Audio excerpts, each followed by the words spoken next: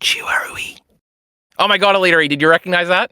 Yeah, from that, what was it? That guy who made a Chainsaw Man video? He made a video. Yes, that used to be in my intro. I was wondering if it was ruined for you because you would recognize the final line of the movie as a thing that used to be in my 10 to 15 second YouTube intro from about 6 years ago. Jockey Bacon, did you recognize it? That's not even what I was referring to. I recognized it once you explained that where it was from, and I got walked back in time. And I'm back Mia, into the present. Yeah, I just got very in the dark. True. That's the last line, Mia, that Asuka says in this movie. Yes. She says, Kimochi Warui. And I used to have that clipped, and it played at the beginning of all my videos about 6 years ago now. So that's very impressive. If you go and watch, I have a very old Evangelion video called Evangelion Isn't Good Because It's Deep, ... It's terrible. Nobody should ever watch that video. But I'm pretty sure at the beginning of that, you would hear that sound bit. Oh my goodness, I'd forgotten. It jump scared me when I heard it. What does it mean again? Disgusting? It means I feel bad or something. I feel disgusting. There's actually, it's like got a few translations. There's a whole hiding in public video about this. And there's also a car seat headrest song called Kimochi Warui. That's one of my favorite songs of all time referencing this line, which is also about wanting to kill yourself. Speaking of wanting to kill yourself, here we are today to talk about the end of Evangelion, the follow-up / wrap-up / alternative ending / same ending to the hit TV series Neon Genesis Evangelion that came out in 1997, directed by Hideaki Anno and co-directed by one of the other guys, I'm pretty sure. My goodness gracious me, we have all built up to this moment. We have just reviewed, if you were unaware on this channel, in 2 parts we reviewed the whole series, everybody. We've got EliteAri here who's seen the whole thing once, Jockey Bacon who's seen the whole thing once and hates Evangelion, and Mia, who is going through it for the first time, can you believe it? And we all just did intros when we just spoke, so we don't even need to do that. Well, I guess you could do that when I'm about to send it to each of you to tell us what you thought individually about this phenomenal movie, 5 out of 5, who knows? Who knows what everybody else thinks? Usually I have a plan for this. Who do I send it to first? I think Mia, I think you're up on the chopping block first. Okay. Great movie. I really loved watching this movie. I do think that it is the same ending. I 100% feel that. It just feels like a more climactic and maybe a bit more cryptic version of what we got at the end of the anime, because the anime really did just say it was just completely just telling you what's going on, whereas this felt like it was more of the literal events, I guess, but less of the abstract ideas. But I really liked it. Interesting. Okay, nice and vague. No, not too many specifics. This is interesting. We'll get into all these in a second. But Mia, wait, would you say you liked it as much as the whole series or more than the whole series? If you were to rate the series and rate the movie, what would your star rating / out of 10s be? Oh, that's tough. That is tough. I think it's definitely like if the series was 7.58, this is definitely a 9. Interesting. Okay, no 10s in any of those, so we can all hate on Mia in the comments. That's okay. We'll go to We'll go to Jockey Bacon for the alternative take here. Okay, can I give you a preparation, a long-winded speech on my mental state that led up to me watching this movie? Yes, sounds good. All right, so Mr. Car Entertainment, as you all know, I like to play a little bit of rugby. So before I did rugby, yesterday, let me just say, we started off strong. I was using ChatGPT to get my finances and sorted, long-term planning, get my accounts going, all this yada yada yada. Felt really productive. Then I go to rugby. This rugby game is for a cup game that we'll eventually be able to play in Twickenham, the biggest stadium in the entire UK. And we're now, this was for like the top. The last 8 or whatever. I don't know what they call round of 8. Yeah. Something. It's not top 8 or I don't know. It's not. It's a thing before the quarterfinals, whatever that is. Right. Interesting. And everybody was off, so I got to be in a position that I don't normally play, which is way more important than my normal position. And guess what? Your boy, he scored 2 tries, but I was dead after it. I was dead. After we played the game. But I don't like you going in with a positive mindset to this movie. This you know what? I was tired. But then I wasn't done because I had bowling. I organized bowling with friends. Oh my god! And you know what? I got 2 strikes and I won the bowl. Whoa! So you won't believe it. Then I went to Wagamama's, and anybody who doesn't know the fantastic British establishment Wagamama's, it's Japanese food but for the British public. So there you go. That was all right. That was pretty good food. Wow. And then I get home at 10 p.m. and I'm tired, and I think to myself, I don't want to have to watch this awful movie in the morning, so I'm watching it now.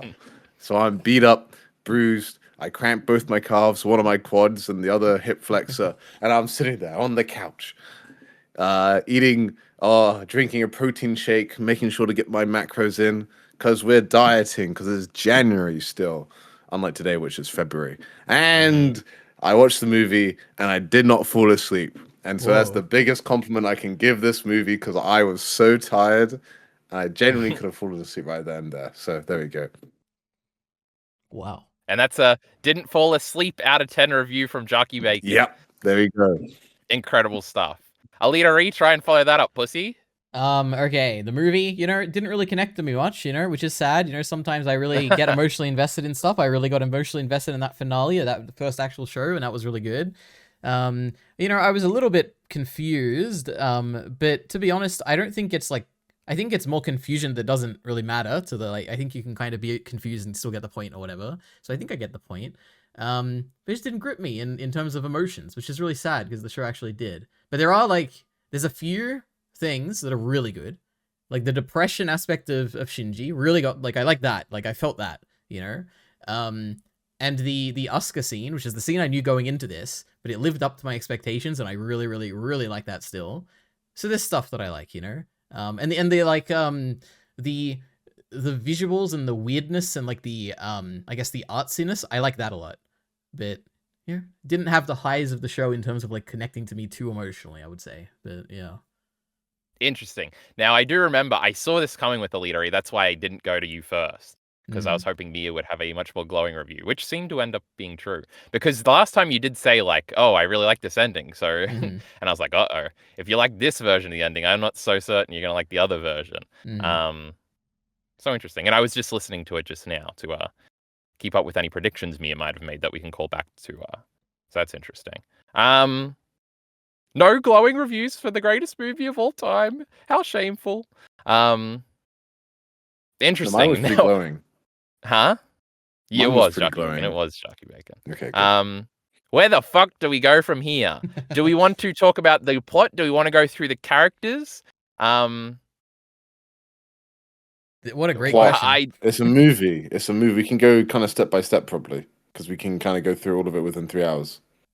True, but also I don't have step-by-step notes, so we're not doing that. The whole opening is really straightforward, which was cool, because I was the latter half is really confusing, but the first part is they're getting invaded, and I get it. I'm following it. I get it. It was really good. So I guess this is where we can start. The movie is structured in 2 episode pieces with a mid-credit sequence to the greatest song of all time. No, Jockey Bacon. Oh my god. No.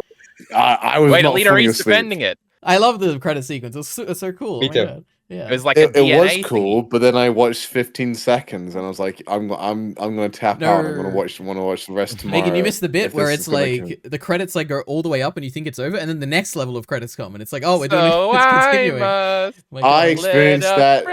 That would actually kill me. And it starts again. It's so fucking good.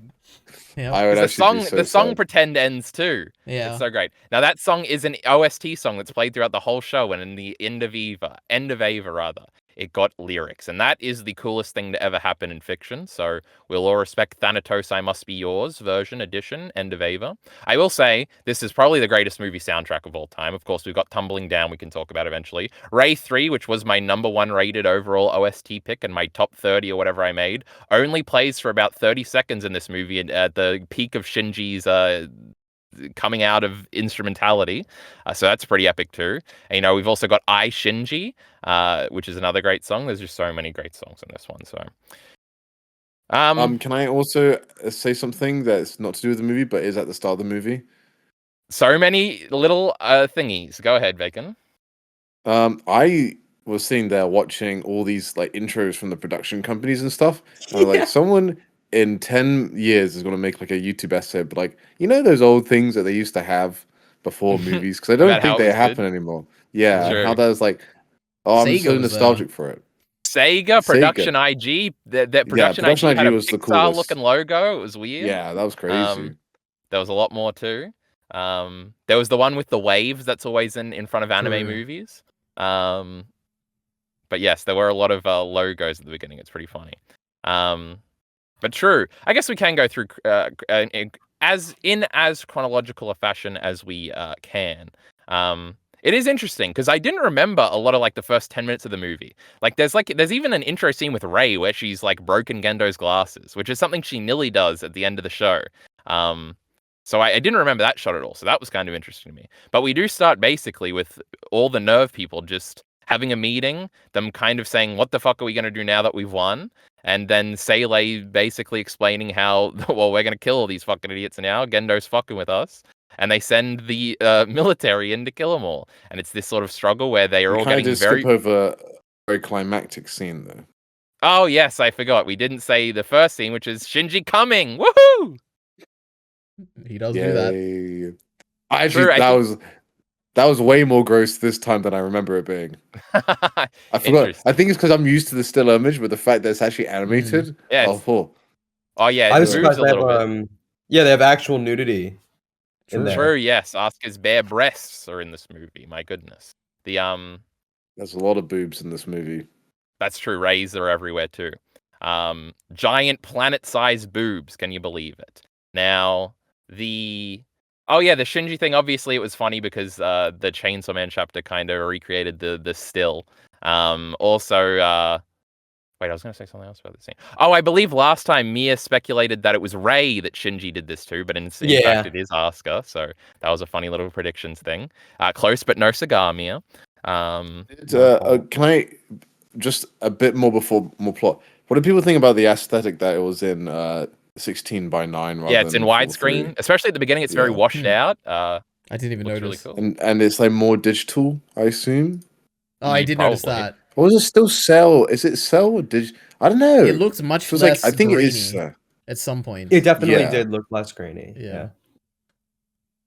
True. Yeah, I don't think I really have a thought or feeling about it. Still. They also had some weird CG at some points. Did they? I did not notice that.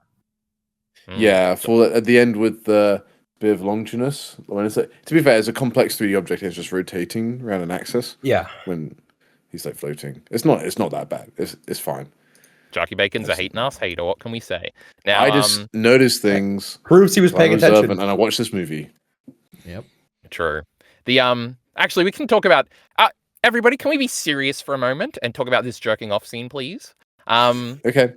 It is interesting because obviously it's the first scene of the movie, which is rather bold. It's pretty gross. It's also weird, I think. I think this is a thing this is just an aspect of depression I never relate to, where it seemed, and I feel like it's a thing I hear people say in YouTube videos or talk about relating to Shinji in this fashion, where it's like, I'm so depressed, all I can do is like jerk off or something. Like, you can still get horny when you're depressed, which I feel like is not my experience with depression at all. Does anyone want to put their hand up and give an opinion on this? EliteAri? Chat, does anyone get horny when they're depressed? I get my experience with depression is that it's like, I don't think it's like completely independent of like stuff like that, where it's like depression to me is like, I have a very like it, I don't know how to explain it beyond, it's like a complete and total abandonment of any hope in terms of my future life. And it's more of a like, it's like a I don't even know how to say it. It's an all-encompassing feeling about the future. It has very little to do with the present. So the present doesn't really change much. Like, I can still get up and do things and stuff, but like, it's just like I just feel so bad. Like, just it's a feeling, but about the future. I don't. It's hard to explain. I don't think it's like, I don't really relate to this in terms of like depression, I guess. But how often do you feel this? This isn't a thing I've experienced it in the past for like prolonged periods, but not now. Like, it's not a thing that happens frequently. Okay, interesting. Yeah. I think his depression is caused by the parts of him that makes him do this. It's not like his depression is. I don't think his depression is in any way causal or even a hindrance on it. It's a fundamental result. Yeah, I guess it's just sort of, I feel like when people say, like, because I've seen, like, a million debates about how, like, this is a terrible way to open the movie or whatever, and people are like, oh, actually, it's good because it's a good representation of depression, and this, like, back and forth I don't happens. think so. I think you're missing something by summarizing Shinji as depressed, because there's so much more going on than just simply being depressed. There's a lot wrong with him. What do we mean by depression here?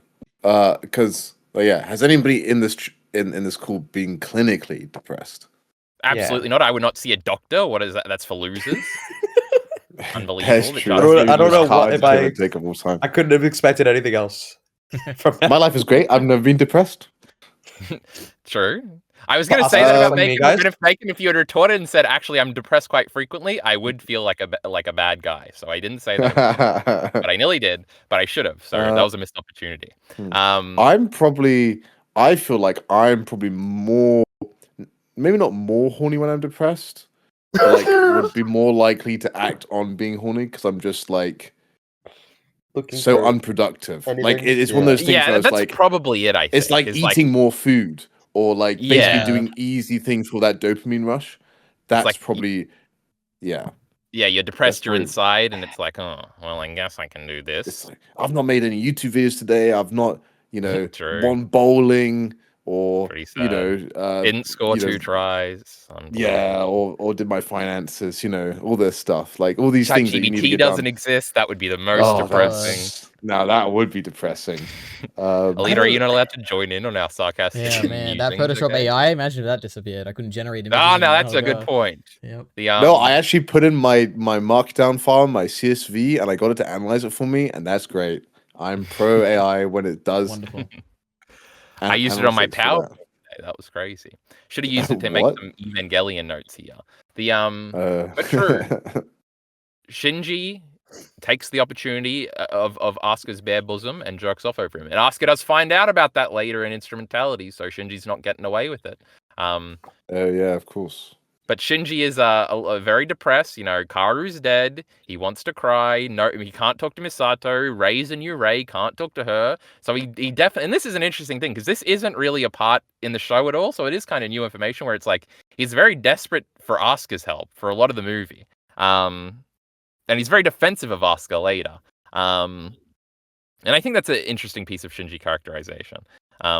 Especially when he is on the back burner until kind of he has his Instrumentality existential crisis in like the second part of the movie, because he's kind of just being taken places. And this is the part where if you think the endings are intertwined, where you think he's having his little, like he's thinking about things in his head or something, you can put that here, and stuff like that. But yes, after that, then we get into. Does anybody have anything else to say about the coming scene, real quick, or can we move into everybody getting killed? Uh-oh. I got nothing. Jockey Bacon? No. Okay. I got nothing. Well, I thought the call had ended, but that was okay. We're fine, everybody. Everybody's getting killed very brutally. This military comes up behind a nerve guard and stabs him, and then like people are cowering in fear and they're shooting him, and they can't do anything. Nobody can fight back against these military guys except for the great Misato. She shoots some of them. That was pretty cool. And they basically shut down Nerve, and it's an interesting thing where it's like they can defend it against giant kaiju monsters, but these little insurgents, they got no hope. Their budget was and they're looking. True, their budget was cut like a month ago or something. They said. Also, this like ties into the series a little bit because there's the part where it's like they get hacked or something, or the power goes out, and it's like, oh, somebody is trying to see like how we would respond if the power went out and how we would like rejig the systems or whatever. And I think it's supposed to tie into that, where it's like, oh, maybe Seele was doing that, and so now they are very intertwined with the systems here, and they know how to get in and what would happen and all that stuff. But yes, it's kind of like 20 minutes of the movie is sort of the.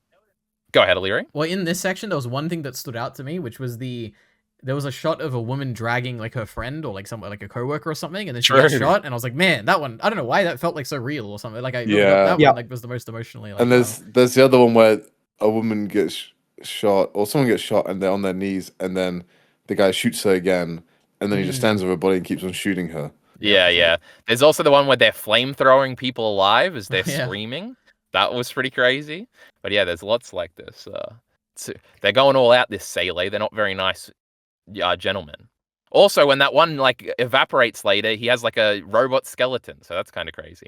Did anybody else notice that? Absolutely not. I did not notice that. Yeah, because they're all like their speaker form, right? But we see the main guy, which is Keel or whatever, and we actually see him evaporate. And when there's like a shot of his like clothes on the ground, and there's like a robot spine on there or whatever.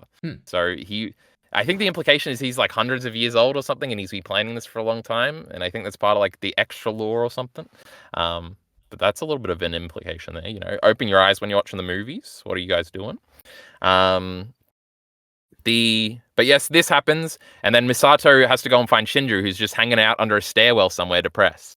And Asuka gets launched into the lake there, and it sort of goes into two fashions. Do we want to talk about Asuka, or do we want to talk about Misato and Shinji? I nearly said Mishinji. That's my ship name for my favorite ship couple.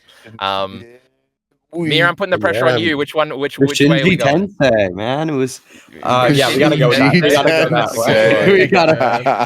I think we gotta go there first. True. We talked about this for like half an hour last time, and now Mia, you have all the information. Yeah, so I definitely got spoiled by that P. Diddy edit because whatever. That was so. What is the cope going to be like? Oh, she was just doing it to hype him up. She was just that is kind of what she's doing. Yeah, she actually wants to fuck Shinji, but she's using sex with a 14-year-old as the way to get there. But that's I think it's pretty queen move. Actually, she's about to die. There's no repercussions. Come on. Yeah, right. Because it's about the fear of punishment. Right. Yes, that's where morals come from. Very good, Jarky Bacon. Where my morals? I would kiss Shinji too if I was about to die. You know me. Yeah. Write that down. Actually, we've got the homies won't kiss Shinji. They're not good guys. Yeah, they don't care that he's depressed.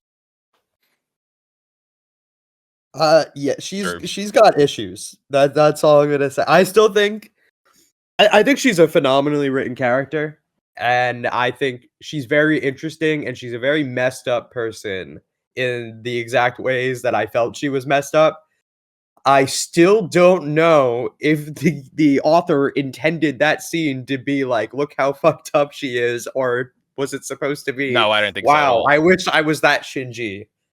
And I feel like it should have been me, not him. I think it's leaning more in that direction, but I don't think it's exactly that.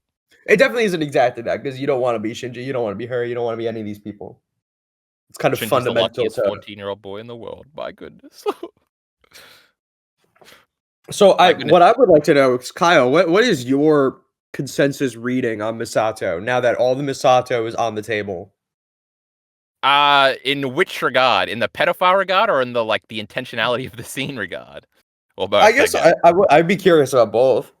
I just think it's like, I don't think. Well, which one do we go to first? I don't think she wants to fuck Shinji. I think she's trying to convince Shinji to do something. I don't think Misato is a pedophile, but I think she's willing to be a pedophile to get what she wants.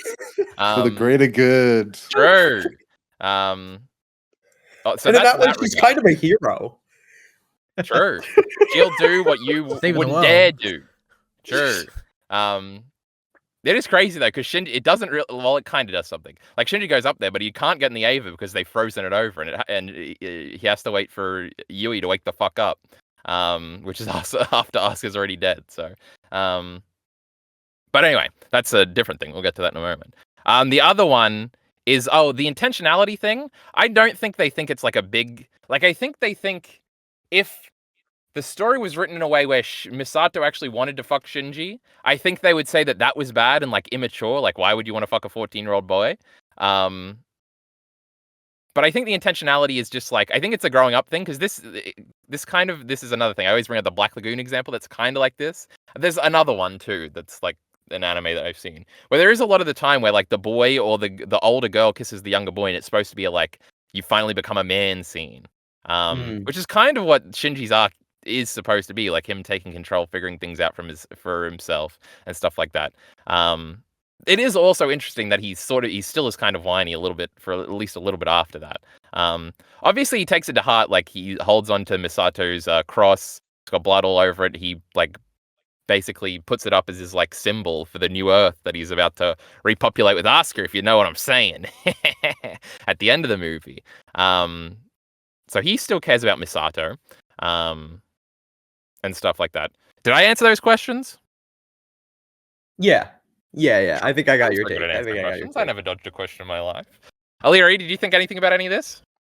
Sir, the only thing this scene made me think is that, man, I need to go and reevaluate those scenes we talked about last time. Because, like, last time, it didn't even cross my mind that she wanted to, like, comfort Shinji in that way at all.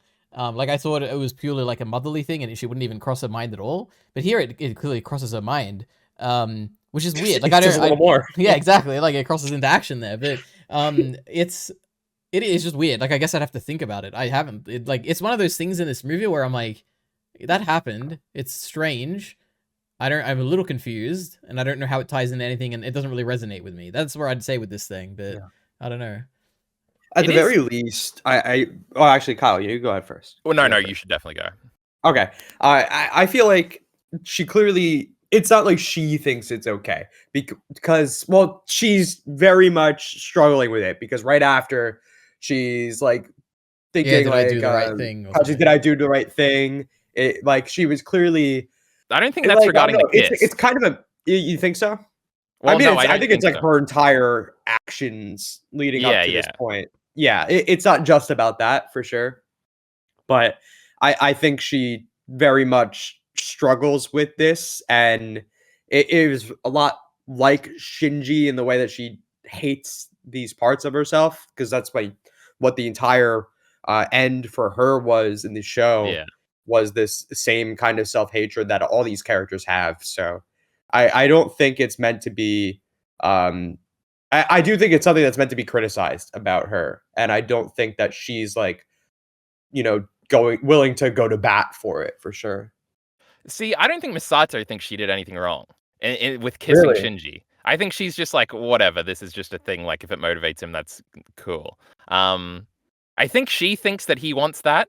I definitely think that's the case. But Misato also has a very, like, weird relationship with sex in general. Like, it is in both the episode 25 and in, the original episode 25. And in this movie, she has scenes. Well, in this movie, in the movie is where we get the more extended scene of her and Kaji having sex in college, right? That's from this movie, not from the episodes, right? Yeah. Well, it's like we don't see it, but it's like we see her feet or something, right? Yeah, we see the fan.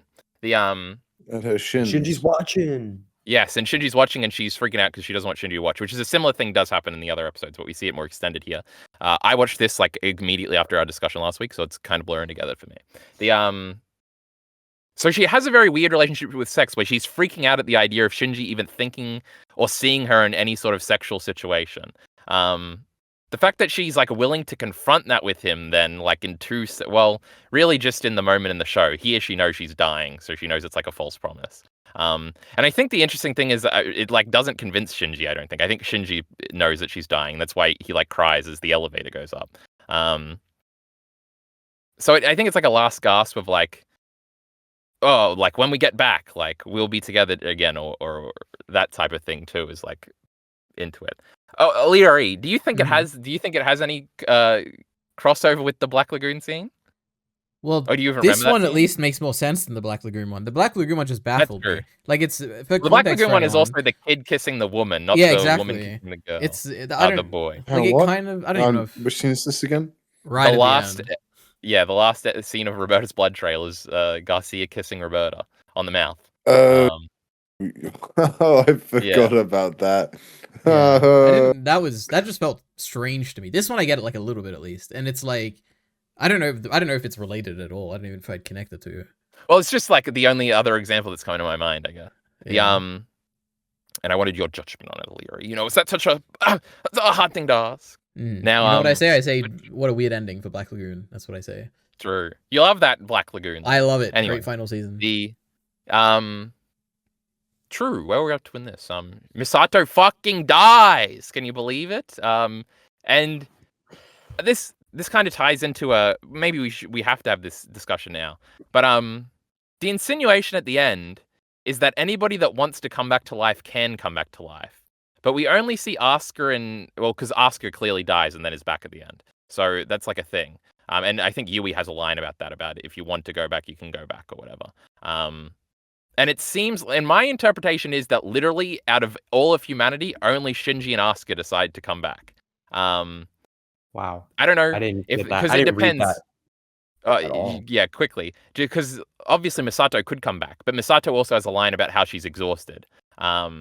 So I'm pretty sure Misato is very satisfied with like dying there and not coming back at the end is my interpretation, which has some sort of reading on this scene, especially when she's like pleading with Kaji, like, did I do a good job? She's kind of talking about her life in retrospect, and all that stuff. Also, this is like a little behind the scenes thing that's in every video I say about End of Eva. If you go frame by frame, you can actually see with the explosion that comes up underneath Misato, you can see her body getting blown in half, bro. Yeah, pretty epic. True, cool little animation detail there. Also, you see, of course, Rei appearing before everybody before they die. Wait, everybody's. I guess we got to give ending. There was a lot of like. What was it? It's not schizophrenia. What was it when the flashing lights? Yes, there was one big sequence of that. True. There was a lot. I wonder if that's like lessened on Netflix. I don't think so. They can have no, I watched it on Netflix and that was. Oh my goodness. That's going crazy. Okay, if it was still crazy on Netflix, well, that's pretty crazy. The didn't Pokemon teach them anything, Jockey Bacon? Unbelievable. Now so how do we? I guess we have to talk about the ending a little to talk about Misato as a character, maybe. But to talk about the ending, we've kind of got to get everybody's read on what happened. We'll ask that. So first. I think we should probably do that. So go ahead, EliteAri, if you want to do that. Okay. So what happened? Well, I mean, I think I have the general take that Mir, I think, said, which is that I think there's like the story in the main series, and then this is very clearly to me, like very clearly the same story in that we're getting answers for, say, why in that last 2 episodes do we see like the dead Misato and the dead like Ritsuko and all that, and it's like this is the literal events that are happening while we're exploring, like what do they say that like where there's so many things happening right now, we're gonna focus on the story of Shinji or whatever in these last 2 episodes. Yeah. So it feels like we also see Asuka at the bottom of the lake in the last. It's just another little detail in the I don't even know what you're talking about. Oh, really? Interesting. Well, at the beginning of the movie, she gets like put at the bottom of the lake. She's useless. You see that in the episode. So I think like at a broad level, yes, this is like like another adaptation of the same story, not another adaptation, but a different facet of it or whatever. And then right at the end, my interpretation would be that it's well, I think it's pretty clear that what's happening is that you have the AT fields being broken down, where the AT fields are both literally and symbolically representative of the barriers you have around your own like personal bubble of like who you are, and you don't want people to understand without an AT field, then anyone can. Everyone knows who you are. They know your deep, dark secrets. They know exactly what you are. They're able to understand you completely and all that. And you can either choose to exist in that world, which is akin to kind of like my understanding of, well, the thing is like, oh God, Bacon, you can correct me here. My understanding is that in some interpretations of heaven in Christianity, at least in Catholicism, there is an interpretation, which is that heaven, you have no identity and there is no like discerning you from other souls and stuff. And my interpretation is that this is kind of like a metaphorical heaven. And you can choose either to exist in that form of heaven, which is to have like, no boundaries between your existence and everyone else's, and you kind of don't exist anymore, but you still do, but you don't have any individual identity anymore. Or you can choose to still exist as a human, which is, or like exist as an identity, I guess, and retain what is unique about you and potentially like bad about you. And that's what Shinji and Asuka kind of choose at the end. That would be my interpretation. They choose to kind of be themselves rather than ascend to like kind of a heaven, which is like easier and better maybe, but they don't want that. They just want to be themselves, like an imperfect version or something. But yeah. And I think the thematic message is that you ought to choose to come back is also like an additional reading I would say into that. That's probably my only difference. I guess a follow-up question just for EliteAri before we get to everybody else is then the very last scene, what would your interpretation of that be for those characters? So it's a little confusing. The last scene where you're talking about how Shinji is choking Asuka and then he stops and then Asuka says disgusting or whatever. Well, Asuka caresses his face. While he's choking. Yeah. So I would say, what am I thinking? I don't know. I truly I was a little confused. I think if anything, if one thing is clear to me, it is that that Asuka likes Shinji at the end. It's that disgusting is a very it's not a condemnation of Shinji. It's a reversion of the character relationship they had in the past. Yeah. Why is Shinji obviously chokes Asuka in that vision during the instrumentality? And I don't know. I truly don't know. I have no idea. I'm just see. That's confused. Like my favorite part of the movie, so that's interesting. Yeah. I guess we should go through everybody else. Bacon, do you even care to talk about this, or do you want me to just go to Mia? Yeah, I have a little bit actually. Okay, go ahead. I experienced something that I'd never experienced before with Evangelion, where themes were interesting. I thought the ATE field reveal was very cool, and I was like, okay. I was like, oh, it's the thing that's been like the strongest thing this entire series. That they're always like, oh, it didn't go through the AT field, and then like the fact is like the AT field's actually within all of us watching this, which is like, I didn't think it was the barriers we put up to each other. It was the unknowability of one another because we are different existences in this world, and we can only show, which is kind of similar to the other one, but it's like there's only so, like, I mean, I was kind of thinking about this in the sense that like I've met people that I don't know, like I've not known for a long time, so like recently, but then they will say stuff about themselves. They're like, "Oh, I'm this," and I felt like I've also done that where I've said. Often, I feel like I've done it more recently, where I proclaim what I am or how what I'm like, or something like that. But then, like when when people can proclaim who they are, I then think, oh, I wouldn't necessarily assume that about you. That's interesting. But now that kind of has then informed whether it's correct or not how I view them, and it's like, how much do you take someone at their word or their actions of what their character is like, if that makes sense? Yeah, and it's like how even much through their words, and not even with how much they're performing, it's more. It is partly that, but it's also like all the nuance behind that statement is kind of lost because they don't know exactly what they mean. Or you say something, like I feel like, oh, someone will say something, and I've been trying to think about, oh, that's interesting, but I'm not really given a reaction. So then I'm like, oh, it's like a small thing in a conversation, so it doesn't really matter. But then I do wonder, oh, maybe they got this impression from me through this one thing, which, because I didn't react, they might assume that I don't care, but actually I thought it was quite interesting. But I didn't say it out loud explicitly that was quite cool, or something like that, you know? So then there's some things that you explicitly say that don't matter, and there's some things that you don't explicitly say which probably do matter a bit more. And it's like a balance of like, oh, in the short time, particularly when you have like short experiences with other people, that is quite glancing. And then, you know, like another example is like, when I have family that live abroad. And so whenever I go and see them, this is like a benign example, I get my hair cut.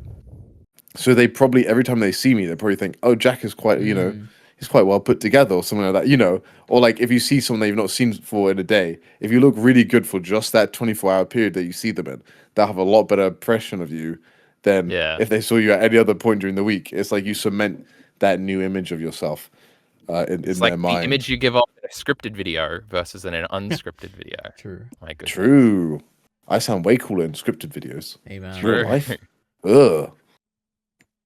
This unscripted, disgusting.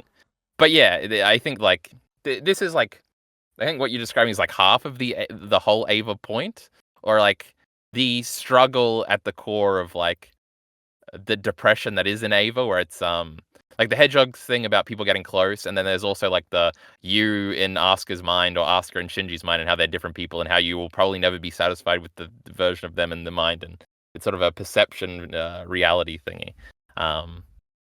But true, the AT field reveal is cool, Jockey Bacon. So I can't believe, you know, you love Evangelion now.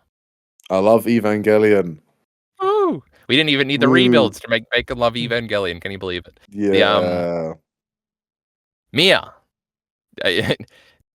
do you have a core reading here? Do you differ from either of those? What's going on? So, let's see. I think I'm definitely aligned with Ari almost 100%. It's a lot of the ways that I was seeing this mirror the original ending lines up with what Ari was saying.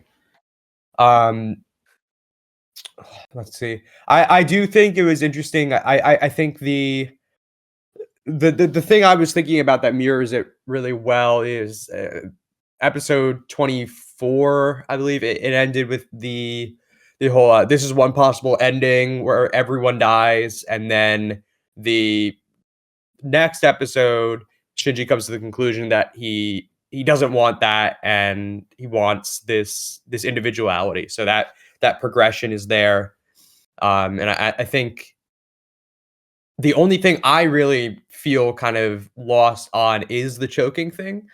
I was thinking a lot about it. I feel like I've been thinking about it all week. I've been thinking about it for 10 years. My goodness. Yeah.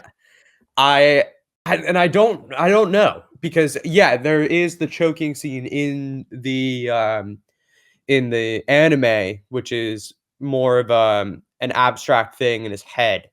And part of me was thinking, is this him trying to just feel the divide between them in a way that he didn't have before? Because I don't think it's anger at Asuka. I don't even see why he would want to do that. I feel like it was just, I don't know, like thematically him just feeling that just complete separation of the two again. I don't know.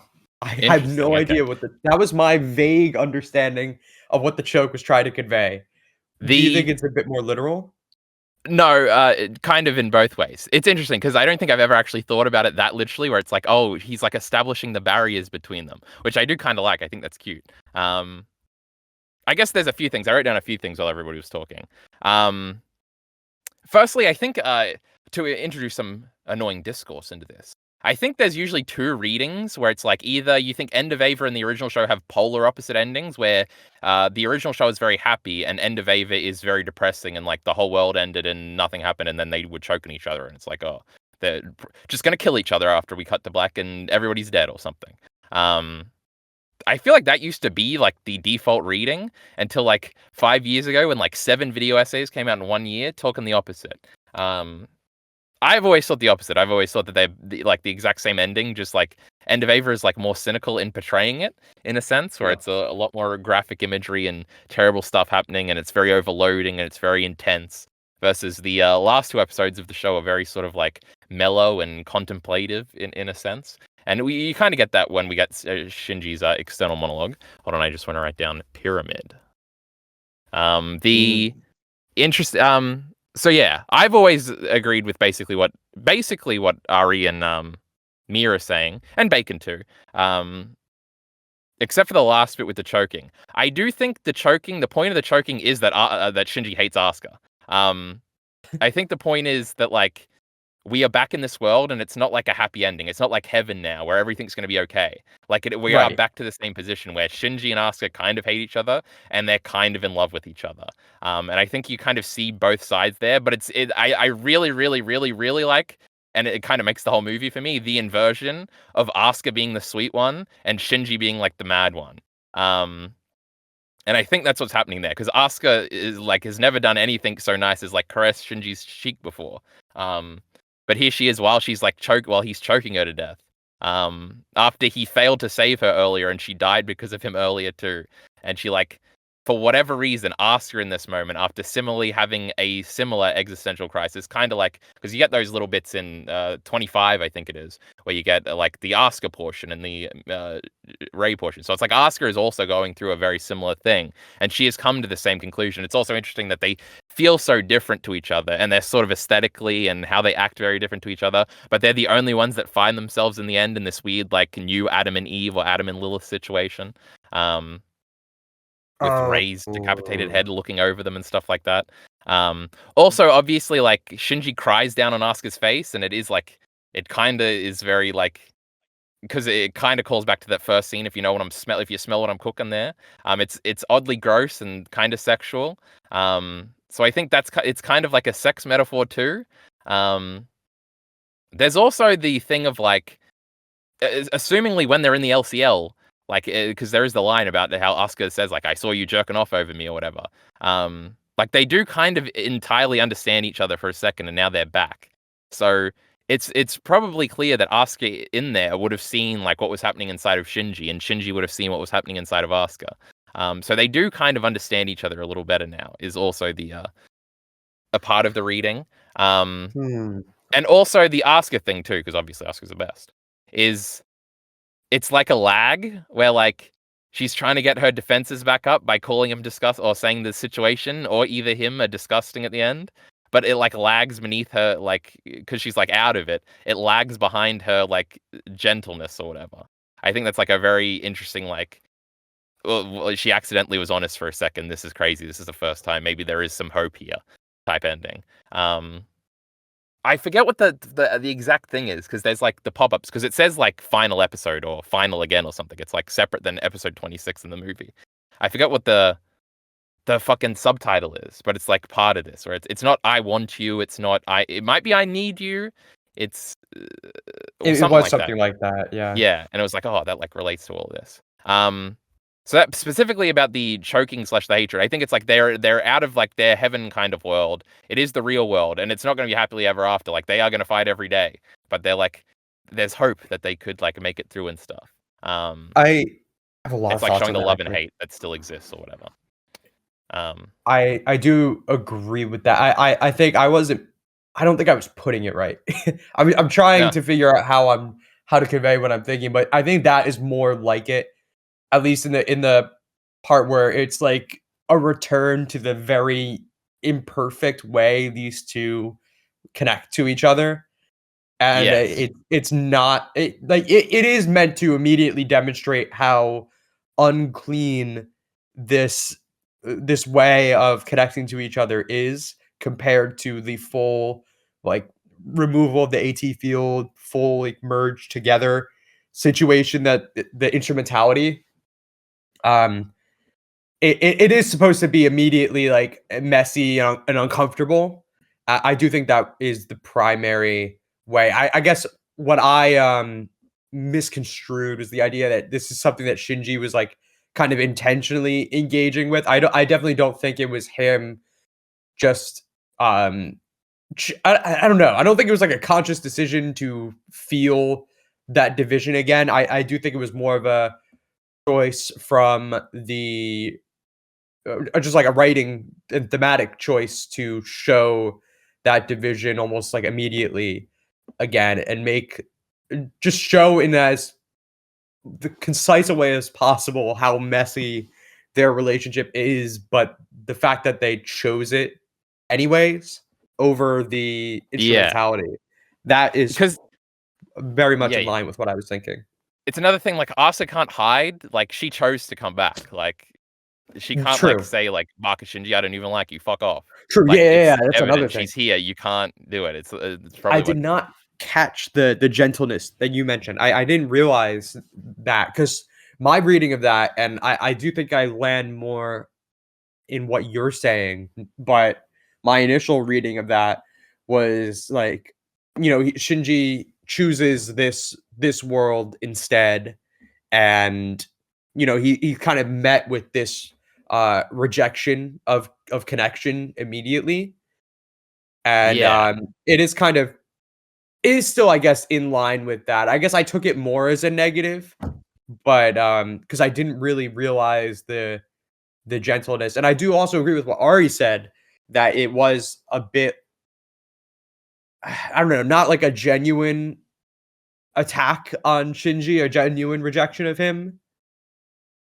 Where I guess it's more a return to their the disgusting thing, more of a return to how they've always been. Well, it's also I do think I like that. I don't know. I could go either way, I guess. It's also like a comment on the movie, right? It's like what a disgusting picture or something is kind of like the true. Yeah, because also there's no credits, right? It's an immediate cut to black because we already did the credits, so it's like a very lasting like black screen image, which is interesting. It's also true. You can interpret her like raising her hand to him as like her trying to defend herself or like choke him or something.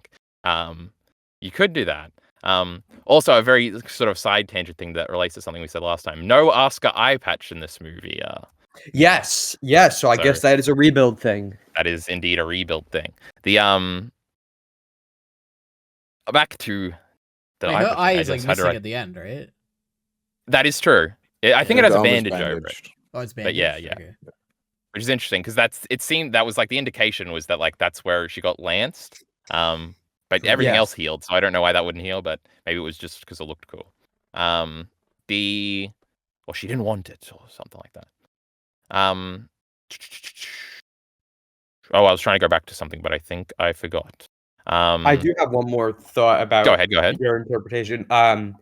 I totally did not read it as anyone can come back if they choose to. I totally thought it was just like Shinji gets to choose for everyone. Interesting. It makes more sense though, now that you say it. Because Yui does have a line where she's like, anybody, as long as they have the will to live, can choose the reality they live in or something. Yeah, I guess I didn't take that as literal as I probably should have, but it does make sense because once you said that, like, they are literally like the Adam and Eve, like, that's so obvious. Yeah, I think that makes a lot of sense. We don't say Eve in this story. Yeah, I guess Lilith, but sure. But yeah, no, that makes a lot more sense now. I don't know if I prefer that. I guess maybe I do. I don't know. It feels like it loses a lot of the hopefulness of the original ending when I look at it that way. I still think it's kind of hopeful, you know. It still is, I guess. But the literal reality of it is kind of really, really screwed. Like that is pretty doomed. Yeah, but maybe it's a new start. It's also kind of the idea of like we've only ever seen them as 14-year-olds, so it's hard to imagine them as something else. But like if they did continue on this path, like when they're 18, they're probably not going to act the way they act to each other. So there's like hope in that regard, I guess, depending on how like into the future you want to fan fiction yourself into a happy ending.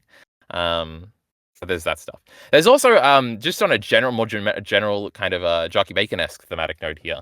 And this is actually something I wanted to bring up last time, but I forgot.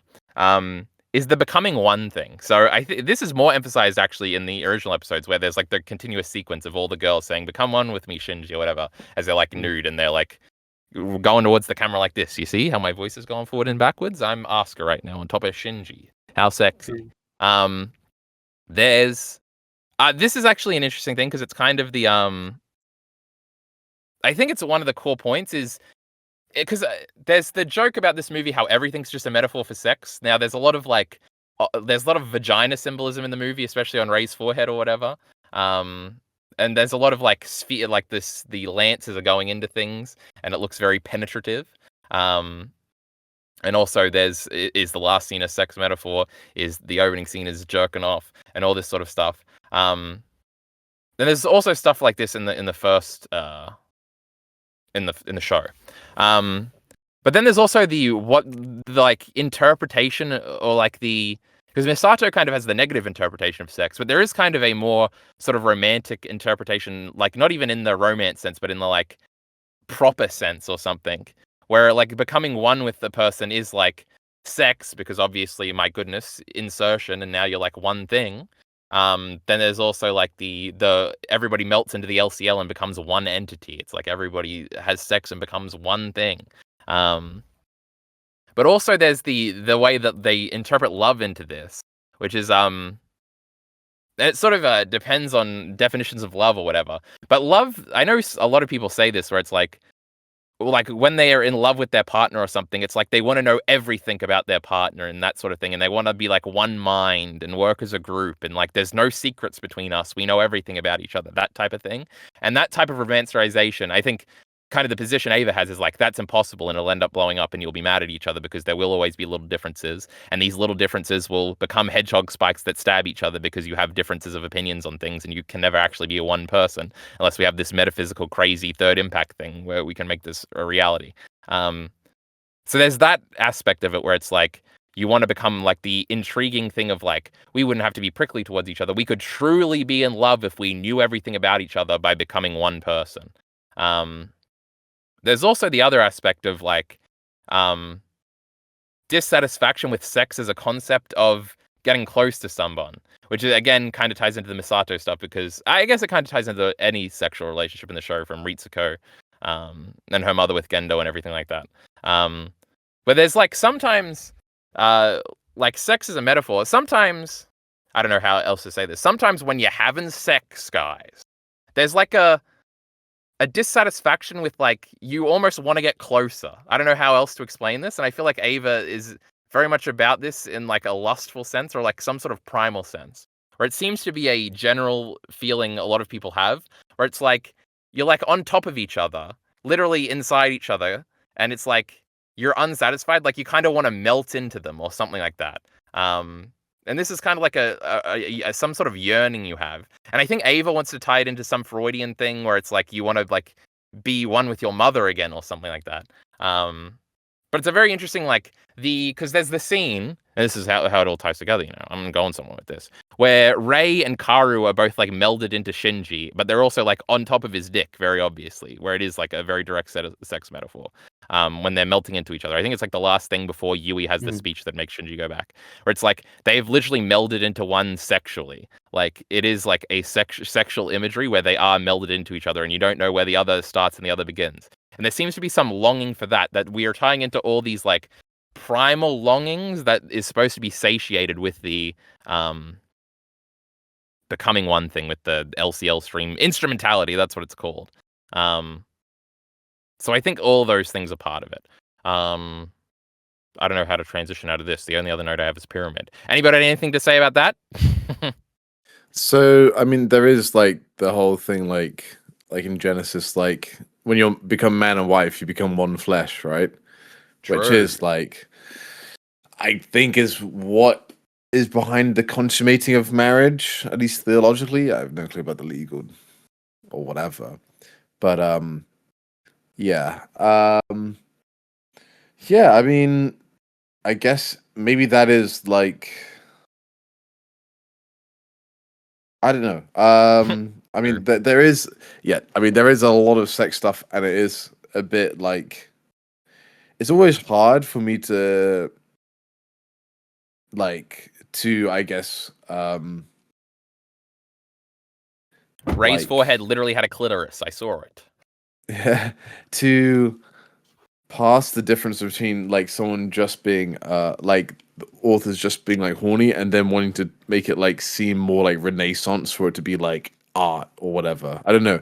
It's hard to gauge for me how pretentious they're trying to be with the author. They're just like how much meaning is behind the imagery, or like the third eye also being a vagina. I'm just like, maybe there's meaning there, or maybe it was just like, dude, it'd be kind of sick if we did this. You know, so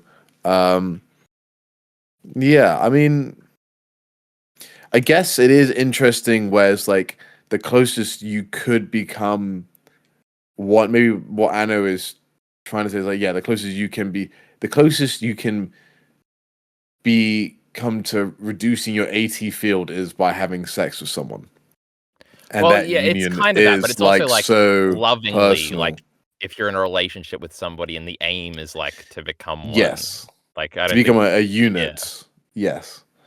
I guess I'm also talking about this from like a heterosexual perspective. That as well. Is true. But it is that like they, yeah, that love, that union, not just like both like personality wise in your lives, but also physically. I guess that is like, it's kind of putting this like love on the highest threshold of relationship, like the highest precipice of relationship, maybe. Yeah, I'm not sure. The another interesting thing about this is I did have this interpretation of End of Ava before I ever had sex, so maybe I was literally primed to by Ava to have these feelings. That would be hilarious. But that was just something I thought about real quick now. Mia, you got anything to say about any of this? There is definitely a lot in here where I did kind of lean a bit more towards this imagery doesn't really have that much meaning to it. It's just meant to be like cool. Cowardly. Shaking my head. I not all of it. I obviously they're all playing into the same ideas. I just don't think that every time it had meaning. Like I totally agree with the obvious ones, like the one you mentioned with Rei, Shinji, and Kaoru. that was obviously that had a lot of meaning and it played into the themes pretty well. I think it literally was trying to demonstrate in a more literal image the idea of instrumentality, and it kind of putting a sexual spin on it and correlating sex with instrumentality. So yeah, that was, there's a lot of imagery like that I think makes sense. But once it got really, really abstract and crazy, I don't think there was much I was reading into. Okay. Yeah, there's sorry, I was writing something down. I think this also ties into the other like core metaphor besides the sex stuff, which is like the suicide stuff. Because I think part of the point is with the sex stuff is like this movie is like a brainstorming, or Ava thematically is like a brainstorming session for like, why shouldn't you kill yourself? Because ultimately, I think the like instrumentality thing is like suicide. I think that's kind of the point, is that it's like, oh, everybody's giving up on living as a human, right? And they're killing themselves. And like, oh, we do have this metatextual, like, oh, we'll all become one in this soup thingy. But I think like fundamentally, the only way this can be like put one to one onto life is like you either continue living or you don't want to live anymore, which again would go hand in hand with sort of the depression theming. So I think it's also like what is worth living, like what is worth living for, and it's like, well, relationships and sex is probably the best answer to that. And the meta, and there's all the like. I think the power of the metaphor is also the dissatisfaction with that as the chief example of like there is still like longing for more in sex, which might be like call back to the becoming one instrumentality suicide stuff. Also with the suicide stuff, obviously we have the song which is all about killing yourself. That plays for 7 minutes and is the coolest thing ever. I think Thanatos, which is the mid-credit song, is also, you can interpret that as sort of like a I'm gonna kill myself song, which is pretty cool. Does anybody have did everybody else read the suicide thing into this, or is it mostly the sex other things? Sound off?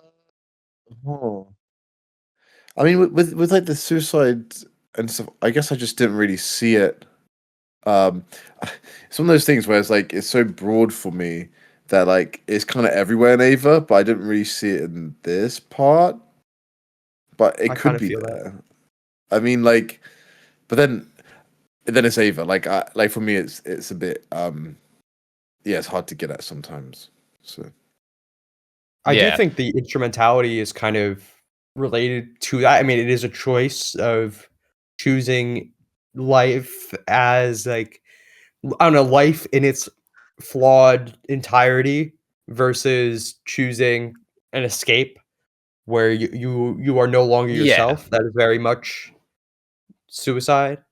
Because there's definitely escapism stuff too, because there's like there's a monologue about escapism at some point about how Shinji's escaping into a fictional world, and then there's also like the inverse of that where there's the live action sequence with Asuka, Rei, and Misato in live action standing in Tokyo or whatever, and then like the live action Tokyo 3 and stuff like that. So it's like the merging of the two in that sense. And the moment of it seemed to be, and I think this must have been so cool to see in theaters, the shots like panning over what seemed to be like an actual theater audience. Yeah. I genuinely, this movie got so crazy that I think if I was watching this in a theater when it dropped in Japan, if I was in Japan, I would think like they were actually showing me a feed of my theater. I wouldn't put it past this movie if they had it built in to cut to a feed of my theater. Also, I remember there being like a part where people are clapping in the background, but am I wrong there? Well, there is like there is a sequence where it seems like just after a movie is finished where some people are kind of clapping a little bit, I think. No, I just remember there being a big round of applause and like, but I can't remember. Now I am actually worried that I experienced a lot of this in like the Death and Rebirth movie, because the conversation with the second in command, Fuyuki or whatever his name is, wasn't in this. Yusuke? So yeah, Yusuke. Oh yeah, somehow I think you're thinking of a Rebuild film where you talk about them on a bus, but you haven't seen the rebuild, so no, I've not. Interesting. Maybe they just took a death and rebirth scene and put it in the rebuilds or redid it. But yeah, maybe. I don't know. After we watch those movies, maybe you'll have a better understanding. From what I understand, Death and Rebirth does have like the first 10 minutes of this movie in it or something, right? Oh. I mean, I can't remember. I think so. I think that's what I learned on Letterboxd. But true. I guess the movie theater audience, though. I just wanted one thing I didn't add. The reason I brought that up in the whole escapism part, it does feel like it is a call out of the audience themselves. Yeah, for trying to escape into the film. Okay. Yeah, there's definitely because there's also like the sequence where if you pause it, it's like all the death threats Gynax got is one of like the flashing images sequences. Yeah, that's crazy. Because of the original ending. So I think it is also like, don't be so invested in this silly movie. Like, go out and live your life. Like, don't become Shinji. Which that's like the meme thing that everybody says is like, Anno did the ending 7 times because people were still weebs, and he was trying to get people to stop being weebs, and people keep being weebs. And if you truly love Evangelion, you gotta stop being a weeb or something. I don't know about all that. But yeah, well, he has different interviews that people have selectively taken where it seems like he's saying that. Like he has a lot of I hate anime quotes, and he has a lot of like I especially hate otaku quotes. He also describes himself as the ultimate otaku, though. So there's like a lot of contradictory things. It's like the Christian symbolism thing. True.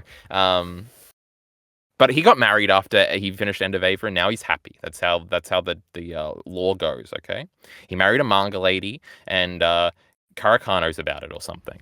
Anyway, this was coming off the suicide theming. I'll ask individually, I guess, what the EliteAri, you better pipe the fuck up because you hadn't said anything in a long time. Did you have any interpretations of either of the 2 lyrical songs? Did you pay attention to the lyrics? Did you just think they were cool background noise? What do you think about the songs? Are they on your playlist now? One of them says tumbling down, tumbling down, tumbling down. That was in sync. It's not going to be in the recording, but just know we were just in sync right now. We had sure become one. Yeah, so that's the only one I wrote any notes on, and I just wrote that, wow, I think this is a really cool contrast with like all the people screaming and then you got that song playing. But like, to be honest, I don't have too much on that at all. Because the song is kind of upbeat, but it is like, yeah, I should kill myself. I'm never going to love again. I've lost everything. Everything that matters to me matters in this world. Is that part of the song? Or is that another song? Yep. Okay, that's the climax of the song, EliteAri? No, the climax is the tumbling down, and all the people are dying. No, that's the chorus, EliteAri? Yeah, well, that's also the climax, idiot. No. The bridge is the climax. All right, what are you, a music person? My God. Now, that's all I have to say. I don't really have much else to say. EliteAri, I think you're cutting out now. Oh my God. Or it's a noise gate. EliteAri, you're just fucking everything up today, my goodness. If you weren't recording, we'd kick you out. Sound good? You can hear me? Everyone can hear me? That's good. All right. Yes, I can hear you now. We can my note is, I don't have anything to say about any of this. The sex stuff, it didn't really even cross my mind. The suicide stuff, I don't know, it didn't really cross my mind. None of this is anything I have any notes on, I don't think.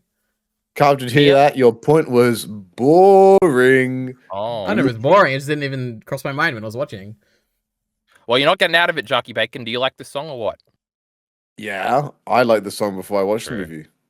True, me too. For real. I got put in some recommendation. I was like, this is a banger.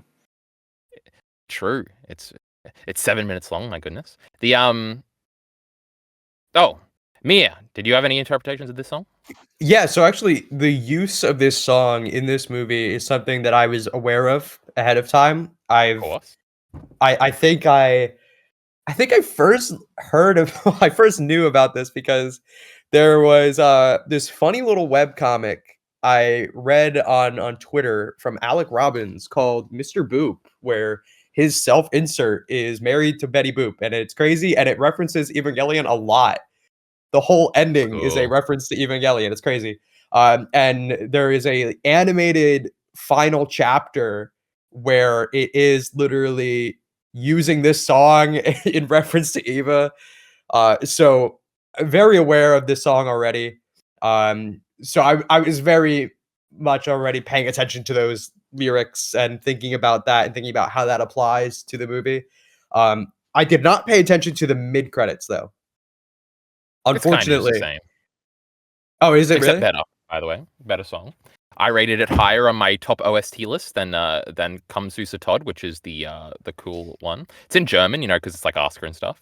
The also means Come Sweet Death. Oh yeah. Awesome. And Thanatos is the god of death or something, right, Jockey Bacon? You sound like you'd know that. Yep. Oh my goodness! Is he the god of death? There might be some slight nuance because Hades could be the god of death, but he's also the god of the underworld. But like Thanatos is like the one that does the death. Thanatos is way cooler. But that's what the mid credits is called. Thanatos is the OST track. It's a song, and the lyrical version is Thanatos, if I can't be yours. Now that's sad. What are you gonna do if you can't be yours? Kill yourself. That's the message of the song.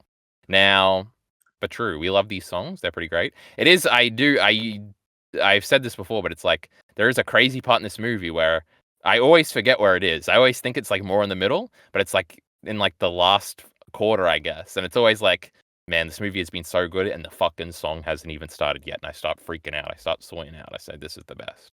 And also Ray 3 plays at the climax of this sequence. And that's my actual favorite OST of all time. So, and I think I already said that. So, but true. I think we might be done with sex, suicide, and all those sorts of things. The only other note I have written down is the pyramid stuff. So Shinji builds a pyramid, like his instrumentality is very loud, and then it gets silent for a little bit, where he's like with some kids building a pyramid that looks like the Nerve pyramid. And then they all leave, but it's also on that soundstage because you can see the light from the soundstage of the last episode. It's like glaring down, and he like gets sad that everybody has left him, and he starts destroying the pyramid. But then he seems to go back down to start building it up again. Is this just like the internal cycle of humanity getting mad that they're alone and then repeating the process or something? Is that what Shinji is doomed to do with Asuka at the end? Did anybody have anything to say about this great pyramid? Yes. I think I had the exact reading you just laid out. Yeah. Oh, well, I guess I like that you have the same reading as me. But yeah, it's always an interesting piece of imagery. I think in a very funny turn of events, Naruto steals this imagery at some point, which is very interesting, EliteAri. So keep that in mind, because I am going to bring that up in a year and a half when we get there. But it's kind of cool. There are some very odd End of Eva-esque things at the end of Naruto, which is crazy. But we'll get to that one of these days. I guess we can pivot all the way back from our interpretations. We were talking about Misato, and we kind of got through that. And we were going to go to Asuka instead. And I think EliteAri likes this Asuka sequence, and he hasn't talked very much. So we'll go to EliteAri to tell us about this great Asuka sequence. All right, when I'm referring to the Asuka sequence, I'm referring to the scene where she's fighting, which is fine. I don't really care about that. That's okay. She's fighting and all that. Cool. Yeah, and then the really good bit is when she's like dying when like all the things are like attacking her but yeah, she keeps like trying to like keep fighting, but she's not, and then she's got undeniable will, EliteAri. Well, I don't know if it's that. I think it's I don't know if it's an undeniable will. I think it's I don't even know what it is, but it feels to me it's a very negative thing. It's sad that she keeps trying, and then she dies, and that's like crazy and all that. But it's the stuff afterwards that's really good. That really gets to me. It's her screaming, like when she's, I guess, getting hit in the face with the spear or whatever.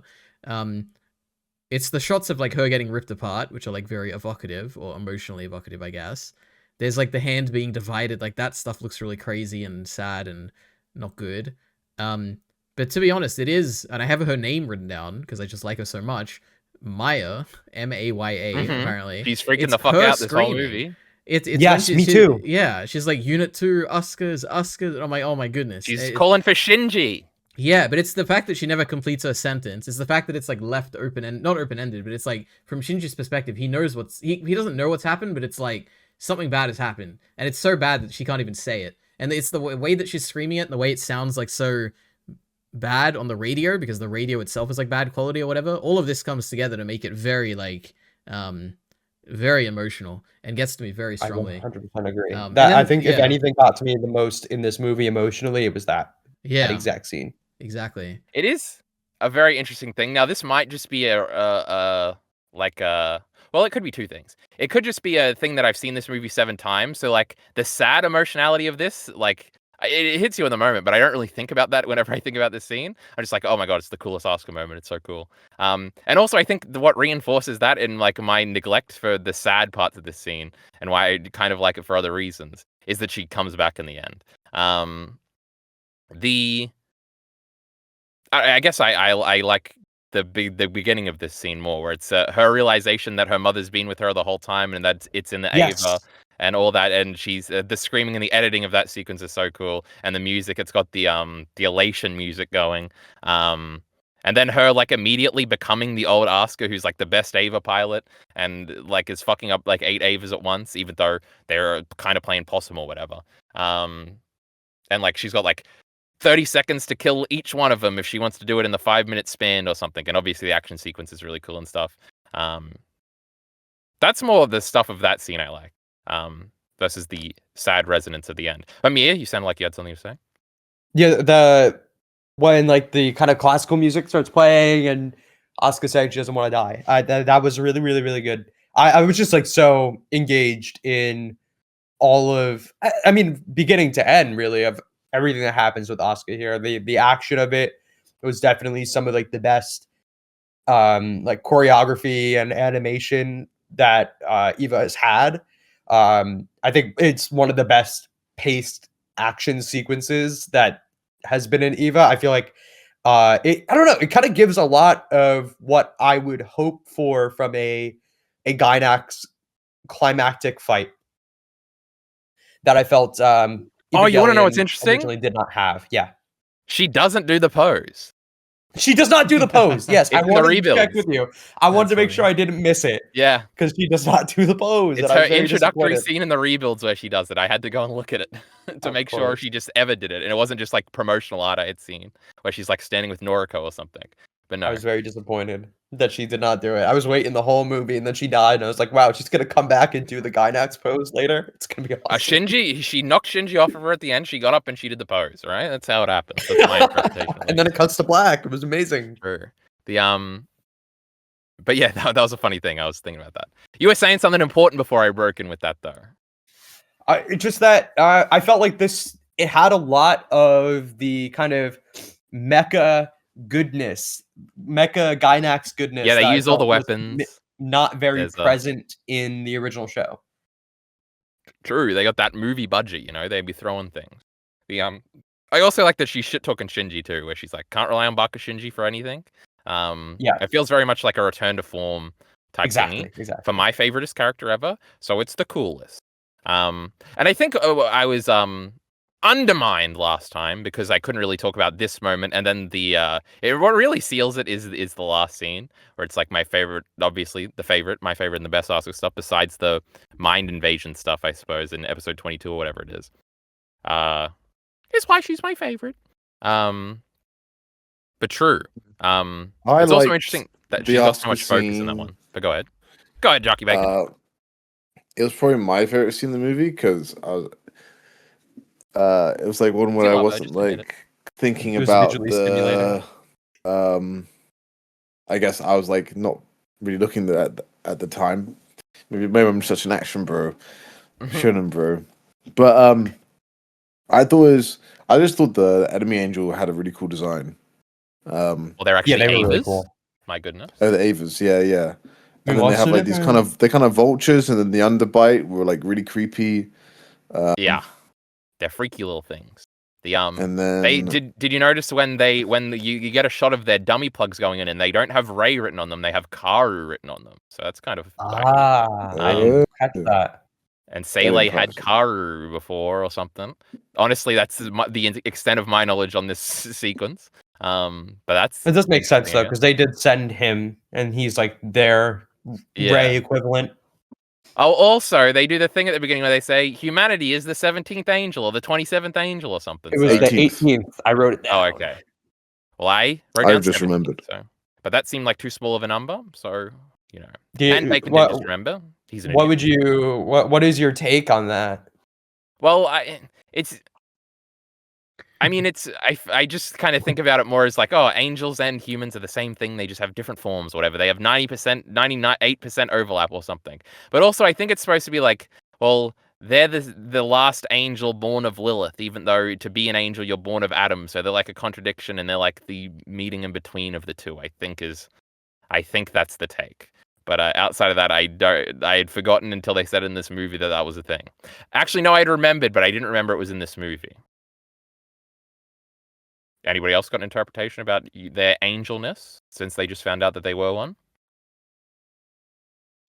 I when I drink Red Bull, I get wings. True. Because my thought was Adam, the angels come from Adam, and humanity comes from Lilith. And I don't know, does Lilith come from Adam, therefore... Yeah, I think so, right? That's how the Bible works, Jockey Bacon. Is the angel... Lilith is an angel, therefore humanity from Lilith is... Humanity as a whole is Lilith, which is the angel. They are like a facet. Because Lilith is the second angel, right? And what? Like, are we talking about like Bible stuff or naval law? Well, the Eve comes from the rib or whatever, right? True. Yeah. So it's made out of the rib of Adam. Which would mean the thingy. But yeah, I'm pretty sure. Well, I guess Adam isn't where the angels come from. The angels are just in Adam's image because Adam is the first angel. Well, I guess humanity is in Adam's image if you're talking about the Bible, and he's we're all made in God's image. Ooh. That's true. He's got a beard and he sits in a cloud. I forgot about that. In Family Guy, he like kills you with his farts or something. That's crazy. He also molests women. Shout out Misato. Now, what were we talking about? Oh, humanity being the 17th angel, 18th angel or something. Cool story, bro. Nobody cares. I don't like it. When it happened, I don't like it at all. When it happens in the story, and I'm like, I'm confused. This doesn't mean anything to me, and I don't think there's going to be anything that is going to be gained from this, and I don't like it. I wish they never said it in the movie. You're just a weak leader, you know. You're going to be strong like me, and then you'll like Ava more. Maybe. Now, true. I think we've completely gone off the chronological path. I think it's probably more interesting to go character by character because we haven't talked about Rey at all yet, and we could talk about Rey. Who wants to put their hand up and talk about when Rey said to Gendo, "I'm not your doll pussy," and then he fucked him up for real? Go ahead, EliteAri. That was good. True. I just felt weird, and maybe it's because the Epstein stuff dropped. But when Gendo put his he had to go through her breast. Don't you understand? Yeah. And then he had to go down to her womb, and she had to. Yeah, that was literally the only way. It's because they're becoming one flesh. True. And it's like the 14-year-old version of his wife. So it's like fine. Yeah. Except it's not miscellaneous Rey things. Okay, go ahead. Directly related to that scene. There was one part I thought was cool. I guess this kind of goes into Gendo a little bit, but when kind of everything started going down, I forget who said it to Gendo. I think it was like whoever the guy was that was like his right-hand man. He was like, are you going to see her or something like that? Yeah. And it cuts to this scene with Rey. It was like a close-up of Rey, but the lighting kind of obscured the color of her hair a little bit. It was like kind of the whole scene was blue. So I couldn't really tell that it was her. And I thought it was Yui for a second. Yui and was I was alive. Wondering if that was, well, not that she's alive, but I was wondering if that was intentional to kind of blend the two together and remind you. I don't know if that was intentional or not, right? But they've been doing that through the series a lot with Rey, where it's like somebody will mention Yui and then we cut to Rey. I guess Rey becomes like Lilith, right? She goes into Lilith, and then Lilith pops up, and she has a Rey face, and then Giant Rey is instrumentalitying the world at Shinji's orders. And it's cute because she does. Go ahead. Sorry, no, go ahead. No, go ahead. Oh, I was just gonna say because she does like after she rejects Gendo, she goes Ikaru-kun, and she's got to run off. Because she wants to go and help Shinji because he hears his screams. because they are playing with the thing, and obviously this is also the melding sex scene we talked about earlier, is like Karu is supposed to be like the human embodiment of the angels, and Rey is supposed to of Adam, and Rey is supposed to be Lilith, and they're both like they both kind of love Shinji, which is interesting. Who is sort of our representative of humanity, obviously. But yeah, she like rejects Gendo, and again, this is like foreshadowing because she broke his glasses at the beginning. Well, Rey 3 at least rejects Gendo. Yes, and she runs off, and then everybody sees Rey or sees Lilith before they die, and most of the time she shows them what they most want to see. It's very interesting what each individual character sees. Maya sees Ritsuko, and then the guy that was clearly wanted Misato sees Misato. I think the other guy just sees Rey because he doesn't have enough characterization. Fuyutsuki, interestingly enough, sees Yui too and seems to go to kiss her, so it seems like he definitely had the hots for Yui, which is pretty cool. That's a student-teacher relationship. Yeah. And then obviously Gendo. Oh, okay. That was reading in a second. That was my reading too. I had the reading, same reading as you, that he had a bit of a... He was looking at her side boob in that scene later. A bit of a deep down infatuation with her. Or an admiration. We're talking about the professor guy, right? Yeah. Yeah. Like he kind of... I had the sense that it was like a kind of last detail for him to kind of bundle him up with the rest in a way of a kind of flawed, dark thing that he doesn't really like about himself, but kind of engages with a little bit at the end there. Yeah, that was my take. Also. No, go ahead. No, that was it. Oh, I was just gonna say, it kind of also like you now understand why he's like with Gendo is because like they both have the same goal, which is to get Yui back. And that's why he would be on Gendo's side, even though he knows everything, and not on Seilei's side or something else.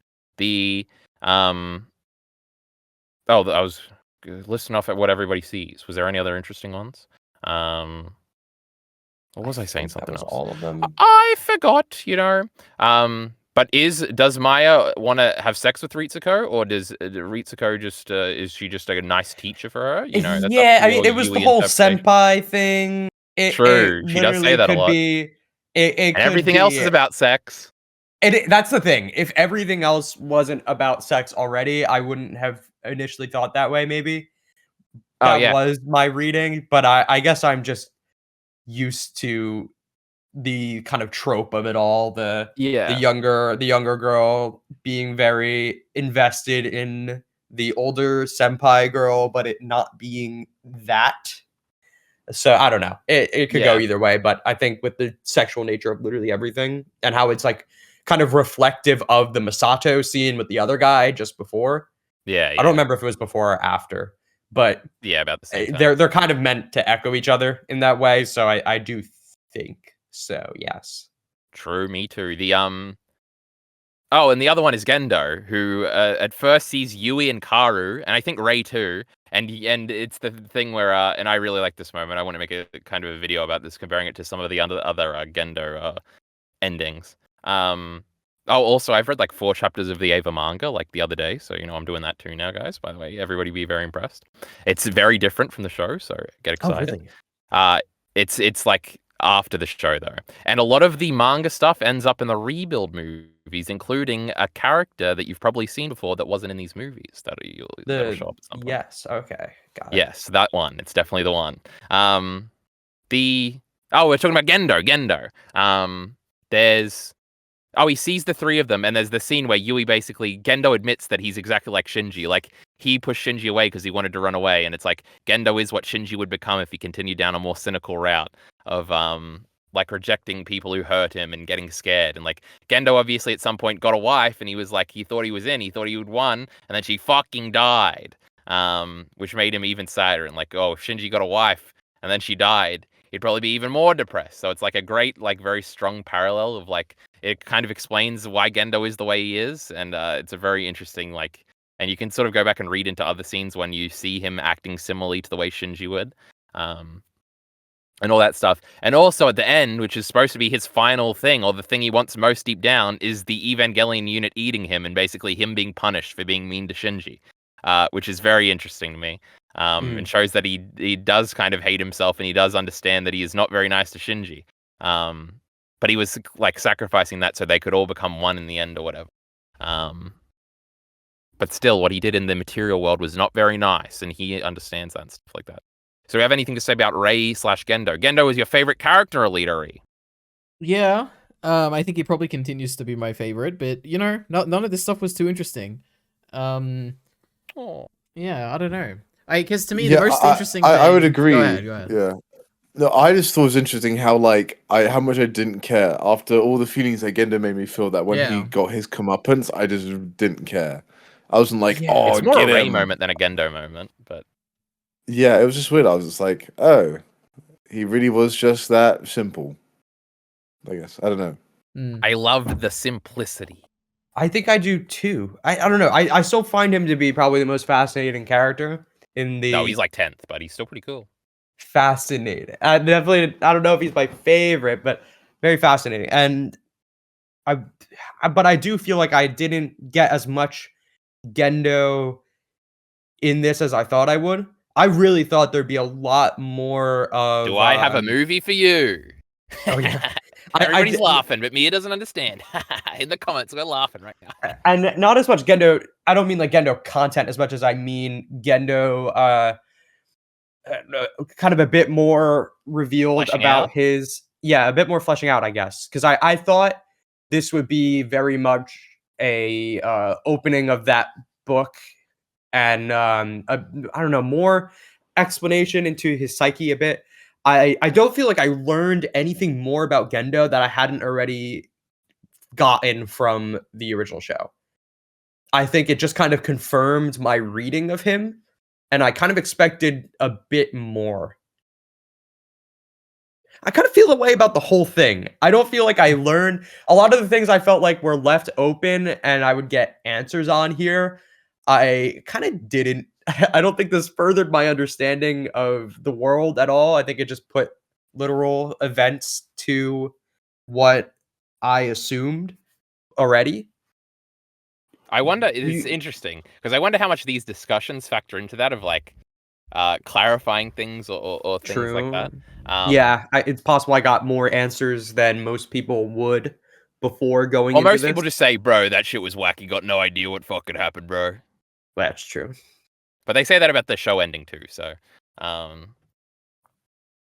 what do they know? I can definitely understand getting that take from this a bit more. I actually do think the two endings complement each other in a way where I think they would both be lesser if the other didn't exist. I actually really like the existence of the original ending and then going into this, because I think it does. It is almost like a little teaser of what End of Eva would be like, and then End of Eva is just really satisfying because of it. But I do wonder if it kind of gives me my reading of the ending before I even have a chance to digest End of Eva and having a thought about the thematics there. Because I think the whole time I was just watching this and connecting it to what I had already gleaned from the ending of the anime. I don't know. I'm curious what everyone else thinks about this. Do you feel like the original ending is great supplemental material for End of Eva, or does it take away from End of Eva, or neither? Well, I like them both equally. 10 out of 10. Now, EliteAri, you said you like the show one and not this one. Well, I don't particularly like the show ending. I mean, I do, but it's like those last two episodes are not very good. Like, I don't like them. But I really like the Shinji moment at the end, not because of anything to do with Shinji's character, but because of my relation to the experience of the transition he undergoes. But it's like, I don't know, I don't have a strong opinion on it, where I think the show on its own, I think is good. I like the show on its own. The movie, to me, doesn't really add too much to it, where I would be perfectly fine if the movie didn't exist. I would not be fine if the show didn't exist. I couldn't just enjoy this without having that ending to the show. Now, the movie definitely adds stuff that I'm very glad to see. Obviously, the Asuka scene, like I said, and all of the Shinji suffering at the beginning of this movie is wonderful. I like that a lot. And to be honest, I don't understand much about that final scene, even after all this discussion. But I still like it. I like it a lot. But but I don't understand it at all. So I'm glad the movie exists, even just to see that kind of Shinji out of instrumentality and what is that. Even if I don't really understand it, I like it. Yeah. So I think that's my position on this. True. Jockey Bacon. And I don't like any of it. Yippee! See, do you feel like one ending without the other would work? Like if episodes 24 and 25 of the original anime were this movie's contents, would that be good? Do you think the original ending adds to End of Eva? Yeah, I guess it is a more explicit version. While like End of Eva, I mean, I'm just really not that opinionated on it, to be honest. Like, it's like, oh, which one is better or which one's worse? Does this one like satisfy? Like, I did after watching the TV show. It's not like I want more Ava. It's not like, oh, I can't wait to see what's gonna happen. So I'm just like sitting there, being like, well, it's more Evangelion. I like it. It looks cool. There's like, there's like the animation is really good and has some cool sequences. And even if I don't really know what's going on, I'm just like, it's Ava, so yeah. Like I feel like it could exist without it though. Like I feel like the End of Ava movie doesn't need to exist, but I'm not. Yeah, it is interesting though because I could imagine like people when they first, at least what I've heard from, let's say like more normie people, not Kyle, like people like Ava, and then it goes bad in the ending and they don't like it, and then the End of Ava comes out and they also watch that and then they don't still really like it because it's not really what they're looking for, and then the rebuilds come out and then they're like, okay, I finally have satisfaction because I've been waiting so long for an Ava ending that I've kind of gotten over the fact that I've been disappointed for the last 20 years. So I've never heard this opinion in my life. I feel like can't imagine someone being disappointed at this. Yeah, I usually hear people say, End of Ava saved it, bro. This fucking shit was that's what I would expect. Lame. And, fucking shitty ending. Nothing even happened. What the fuck? That's what EliteAri said. Is that what I said? But he didn't even like this movie, so. No, EliteAri, I was making fun of you and characterizing your opinion. You're just lying about me. Mischaracterizing way. Mm-hmm. No, I wouldn't say lying. I would say mischaracterizing. Now, true. But also, yeah, the rebuild opinions, if we do it, this is going to be some crazy shit, I think, but we'll see. We got 2 characters left if we want to pivot back to this, if we're done with this conversation. I do want to push a bit more on you, Kyle. You said you think both endings are really, really good. Do you think they are good independent of one another, or do you think one without the other would be lesser? I mean, probably. Completely. Do we mean if episode 25 and 26 didn't exist and just End of Ava existed, or vice versa?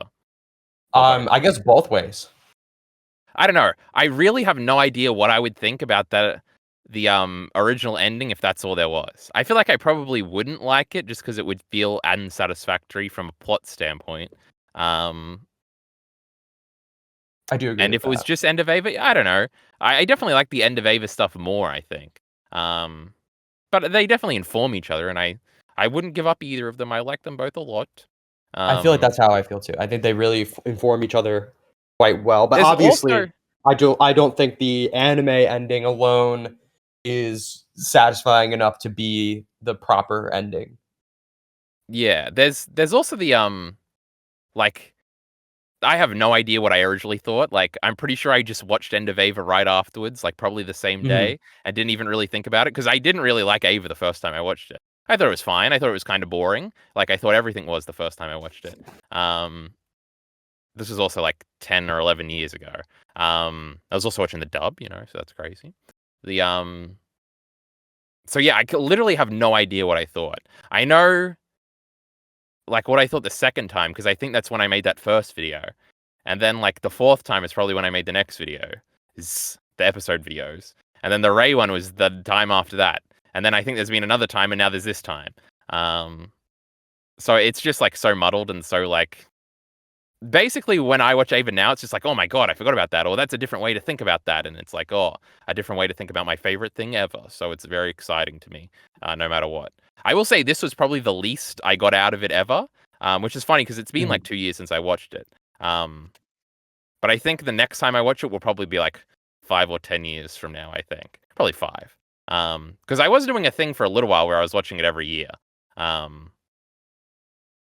But yeah, I feel like I'm too familiar and I need to forget some things before I'll enjoy it again properly. But so right now, I love them both. Who can say? Because I don't even remember a single thought I had when I had only seen one and hadn't seen the other yet. So, one thing you mentioned watching the dub. True. So what was Asuka's final line in the dub? What is the translation? I don't remember at all. I don't remember the last line. I don't remember the last line giving an impression. I definitely had the, well, that was wacky. Probably reaction to End of Ava the first time I watched it. Like, it wasn't one of my favorite movies. I probably felt the exact same way about it as I felt about the series. I literally have no idea. I haven't even gone back to rewatch it in a long time. Because she, in the subtitles I had, I think she just said like disgusting, and I took that as a like directed at Shinji. But when you gave a translation earlier, you said something more like I don't feel disgusting. Good. Yeah, something like that, and a bit more about how she's feeling rather than how she feels about Shinji. Obviously, they're both correlated. He is causing her to feel a way, but I think you're disgusting versus I feel disgusting is a little different. So I'd be curious how they put that into English. I do like the abstracted, like, disgusting, where it's like, oh yeah, I do think it being vague is a better outcome. Oh, by the way, I definitely wanted Kimochi Warui tattooed on my chest for like 5 years ago, by the way, so that would have been really cool. Right next to my Casca brand, it would have been epic anime tattoos. I feel like in the dub she says, "Would you've got it on your boob?" Huh? Would you've got it on your boob? Yeah, absolutely. You know, I had a Mandela thing, Bacon. You don't care about this at all because it's Berserk related. But I swear to God, Casca's Berserk brand was upside down, and it just never has been upside down. And in my head, it's always been upside down on her boob, but it's actually right side up on her boob, and I cannot believe it. And I was freaking out the other day. So that's a completely tangent thing. You brought it up, Bacon, not me. I didn't bring up Berserk. Now, what was I saying before that? Oh, I feel like in the dub she does say, "I feel gross" or something. I feel like that's it, but I'm recollecting and I have no idea, so you shouldn't even take what I say seriously. I have seen the great Blind Wave reaction to End of Ava. I watched it yesterday. Oh my goodness. But that's a different dub than the one I watched. That is true. I don't remember exactly what they said, but it was basically something like, "That's disgusting," or something like that. I don't remember exactly what it was. Well, yeah, it would have been the Netflix one, so I would assume it was very similar to the subs on the Netflix version. Actually, there was an interesting thing with the dub where they made a very clear like reading of the scene with Shinji and Misato, where she like kisses him and sends him in the elevator. Where in the dub they explicitly say like, "Oh, and after this we can do the next step," or like they make it very clear that it's like sex is after this. Whereas in the sub it was like a little bit more implied, which was interesting. That was the one dub thing I noticed that was different. There are like crazy old dub changes. Like I know that the cum line in this is like, "I'm the lowest of the low." And that was very controversial when the Netflix subs came out, because for a long time that had been translated as "I'm so fucked up." And I think that's just like a wrong translation, but the community was really in love with that. Especially like the meme where it was the cum hand and at the bottom it's had "I'm so fucked up" and like the yellow old subtitles. So that was a change. There's also a change when the main Sele guy like dies and evaporates. In this, I think he says "all will be well" or something. But in the like original old subs, it says "God's in his heaven, all is right in the world" or whatever. He literally says the nerve line, and everybody thought that was really cool. But apparently that was, again, just like a completely mistranslated. So there's a lot of little things like that I think the old dub, because in the old dub, Shinji does say "I'm so fucked up" at the beginning after he comes on his hand. Well, the sub said yeah. The sub, did your Netflix sub say that? Oh, wait, I thought you said the sub said it as well in the... No. Like, oh, wait, what? So you're saying the dub version back in the day. Oh, okay. But I think those subs were English subs, unofficial, that had probably gotten it from the dub and liked the line and put it in there. It's like old subtales from a million years ago, when there was no official sub, obviously. Wow. Well, I was going to say, maybe Netflix was the official, like the first official sub, but maybe on DVDs they would have had it. But Because I know Ava was in licensing hell for a long time because they couldn't get the clearance for the Fly Me to the Moon song. But then Netflix just said, fuck it, we'll take it out. And they got it in 2018 or whatever the fuck. Anyway, bunch of backstory bullshit. The two characters we haven't talked about is Yui and Ritsuko. The interesting thing about Yui is very content, existing forever in the Ava, floating in space. Which is like crazy and scary, but Yui is very weird.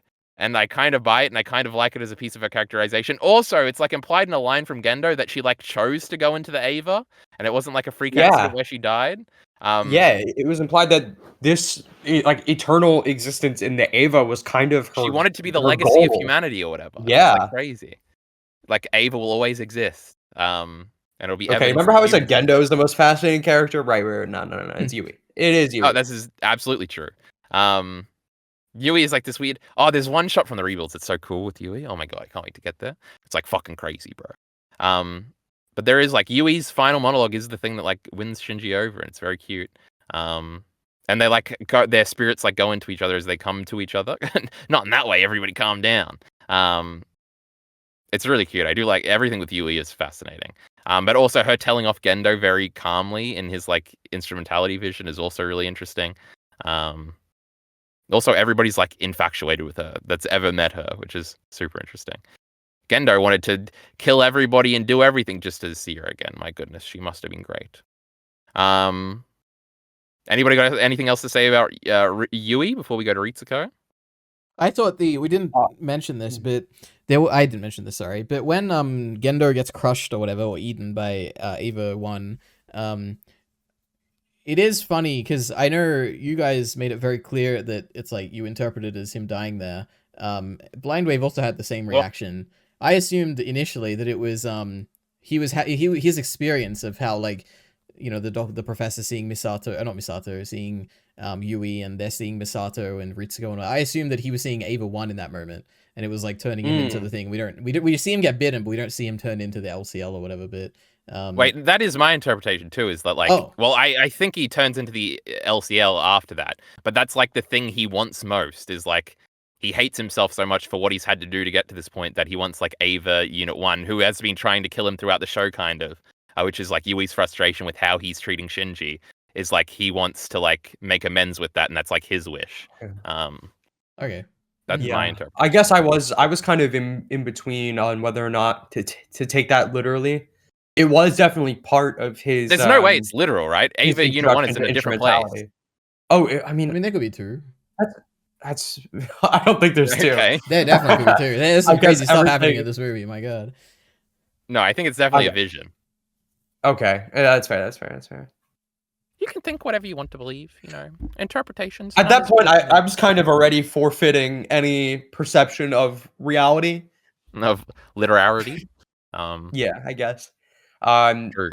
But yeah, okay. I guess that was just kind of his entry into instrumentality. Because I was also considering, like, was he robbed of the actual through engagement with instrumentality, or is that kind of like an irony that he loses his life entirely shortly before? But I don't think that Oscar also dies before it, but ends up there, right? Exactly. The ending of the movie changed my mind on that because Oscar. Yeah, and there's also like was like my reading originally that Misato probably chose not to come back, which is interesting, because she also dies beforehand and would have got the opportunity. And I wouldn't have wanted to come back either if I was Ritsuko, because she takes like the biggest L's in this movie. Mother fucked her over again, that dumb bitch. That was really chose your lover and killer over me. Yeah. So sad. That poor woman. Yeah. But also, she probably would have doomed the world if she blew that up. So maybe the mother was just saving the world and not saving Gendo, or maybe. But also, I don't know. I think it's more interesting to think that she just kind of, in her most primal, instinctive way, chose Gendo over her. Yeah, definitely. Over her daughter, because that definitely aligns with how she lived, and kind of the denial that I think Ritsuko had been living, in the way that she like kind of took after her mother and was the only one who could truly like understand how the Magi system was working and how to interact with it and fix it and stuff like that. I think she felt like she had brought herself closer to her mom and kind of earned her place next to her mom, only for her mother to choose Gendo over her even still. Well, there's an interesting little detail because it's only one of the Magi that rejects the explosion thing, and I don't know which one it is. I don't know if it's her as a mother, her as a woman, her as a whatever. It was her as a woman. I think that was the last one. Was it? Okay. Because that seems to make the most sense, but I feel like one time after watching this movie, I looked it up and it was one I didn't expect, and it like muddied my interpretation, but I don't remember enough details. I think it was Balthazar or whatever, but again, I don't know. There's no way it was Balthazar. I'd remember that. Why not EliteAri? Because it was definitely not a name. That's not the name they said when it was rejecting. It was one of the other two. Casper? Or... That could I think it was Casper, that last one. Well. Yeah. I don't know which one's which. These are the old dudes in Chrono Trigger. The Wake Up Jockey Bacon, we just said Chrono Trigger. Oh, the other interesting thing I've not played Chrono Trigger. I swear you referenced it one of these times. I'm not finished Chrono Trigger. I have played it, but yeah. Oh my god, what a liar. Casper was the last one. But which one is that? We love Casper. You love saving Gendo, EliteAri? That was sick. That was one of my favorite moments in this movie. For exactly what Mia said. Moment. Yeah. Also, Gendo has a line that we don't get to hear, which is probably "I actually did love you," but Ritsuko doesn't believe him, and that's kind of cool. Casper is her as a woman. Interesting. That would imply what Ritsuko says is true, that it's her choosing Gendo. But true. What did he say to Ritsuko? My goodness. Anybody care to speculate? He said something. True. It was mouth flaps. If it was live action, it would be more interesting, but it wasn't well enough animated for it to be interesting. For you to decipher? Yeah, for me to even... Yeah, trying. Mia, any thoughts? I don't remember what I wish I wrote down what I was thinking in that moment, because part of me thinks it was like, a one last cruel, almost not intentionally cruel, but cruel, giving her the feeling that maybe he does love her. Like maybe like one last well, no, you know what? I do love you. I don't know. It could go either way. It could literally be like, I always hated you, which I don't know. I think my instinctive thought on it in the moment was that he did say that in a way he loved her. Which I think so too. That's what you okay. But she does call him a liar, and then she gets shot. Yes. It was because she said liar that I popped that. I forgot about that part. But she also said liar like she was like I don't think that's exactly what she meant. Like it could be like another possible interpretation is he starts talking about instrumentality or something, and he's talking about how like all of these will be irrelevant or whatever, and then that's her rejecting his lack of emotions or something. Where it's like he does actually care. Yeah, it could be something like that. Even though she's continuously been the anti-emotion person throughout the story. So that could be a little, what do you call it? Mix-up. That's what we call it. Contrast, maybe. That was all of our characters. I felt like I did have somewhere to go after this very quickly, though I'm pretty sure we've gone through most things. But I'm forgetting. Anybody got any miscellaneous notes they want to read out? I have some. Oh, I have one, EliteAri, for you specifically. Oh boy, okay. That obviously the Devilman imagery at the end is yes. fun. Well, I don't know if it's the one you're talking about, but we get a face or like we get something really like close up, and I'm like, this is a Devilman moment. But I think I was thinking more so when it's Shinji's like when he's in the cloud formation or something, or after that. Yes, Ava Unit has like a scary face. That could have been it. Yeah. I was like, I'm talking like the whole last scene. Of course. I actually, to be honest, that didn't even cross my mind, but yeah, obviously, yeah. And in Devilman Crybaby, they have like the Red Sea and everything. Oh, and it's crazy because like God is like watching them as well. And you got this giant face of like Ray watching. Oh my god! And it comes down and it's like the world and everything. It's literally Devilman. Ava's just a rip-off, everything. Chainsaw Man's Devilman and Space Runaway Idion. I hear those are the two things that the great Anno loves so much. And that thing killed Judo, so we know that bastard Kentaro Miura was stealing from the great Evangelion too. There were moments in this that reminded me of Attack on Titan as well, where I was like, oh, Izuyama got it from this. I don't remember what it was though, but there were certainly moments. It might have been the ship thing where Asuka picks up the ship. It might have been. Oh yeah, well, that's Kruger picks up the ship. Eren Kruger picks up the ship. Potentially. Just like that. There are a few moments. There are other things. He's clearly inspired by this at some points, but. Oh yes, I totally thought that too. The picking up the ship thing from AOT. Yeah, I definitely.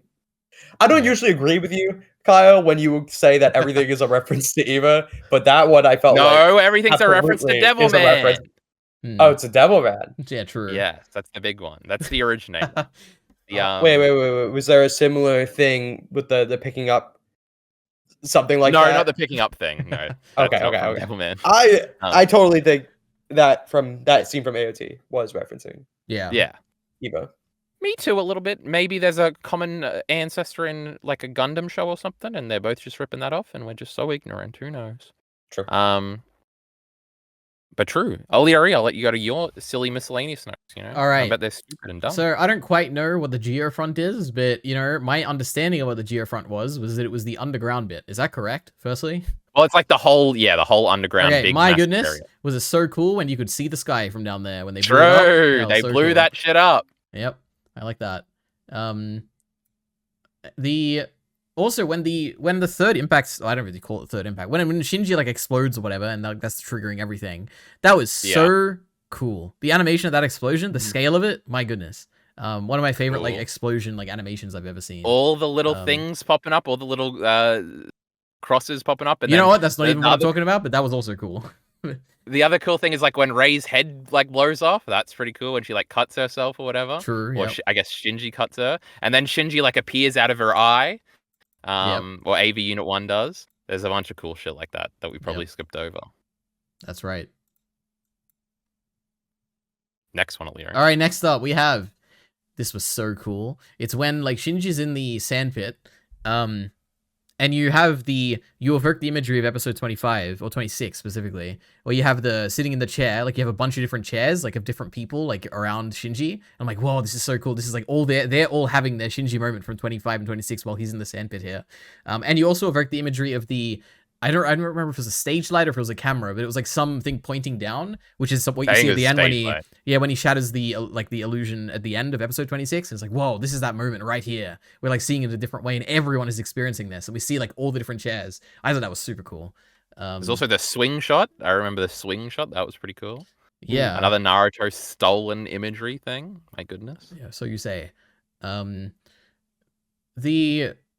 Just in that whole section, it looks really good.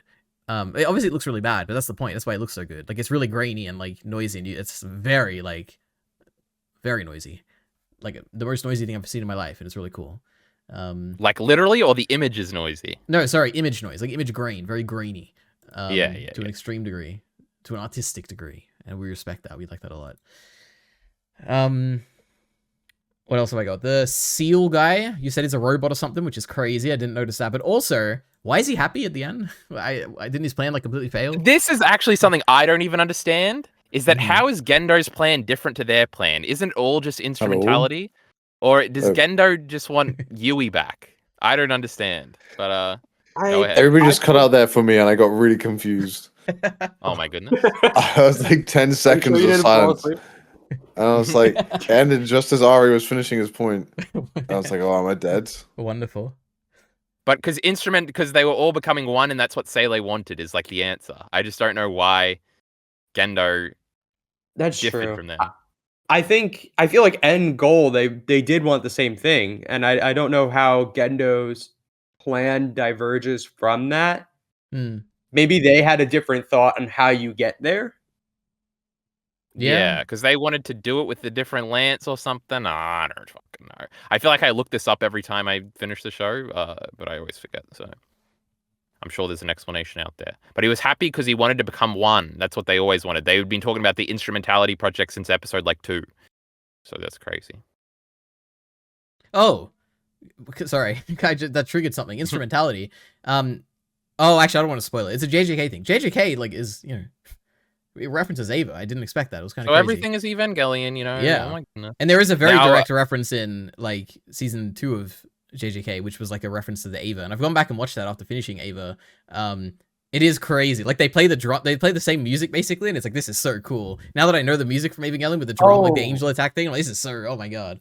Like the first part of it's with it's when Mechamaru's fighting the Mechamaru. Yeah, and wow, the big Ava comes out and the drums, and you're like, oh my god, the drums really make it feel like Ava. It's so cool. I have to check that out. You definitely do, yeah. Okay. It's I was getting more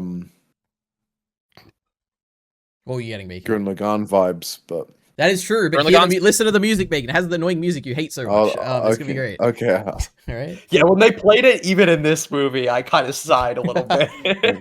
I think a Bacon EliteAri's favorite song. I know, but Bacon's ruined it for me, right? It was a cool scene of Misato walking down the hallway, I think.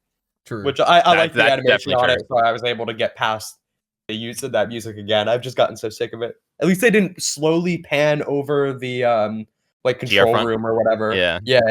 Central Dogma. All right, one more miscellaneous note, and we haven't, surprisingly, I don't think we've touched on this at all. Now maybe I missed it, but there's the real life footage section. We see Asuka, Rei, and Misato. We did say that at one point, but all right. Well, I thought that was really cool. I like that. That was cool. Yeah. There's also another shot of like a face shot of like 3 women that I don't know if it was supposed to be them too, but the shot from behind was definitely them. Actually, I think I remember this from a video. Those are like the voice actresses. Oh, the front on shot. Yeah. Cool. True. I was going to say something else about that, but I think I just forgot right in real time. Could you believe that?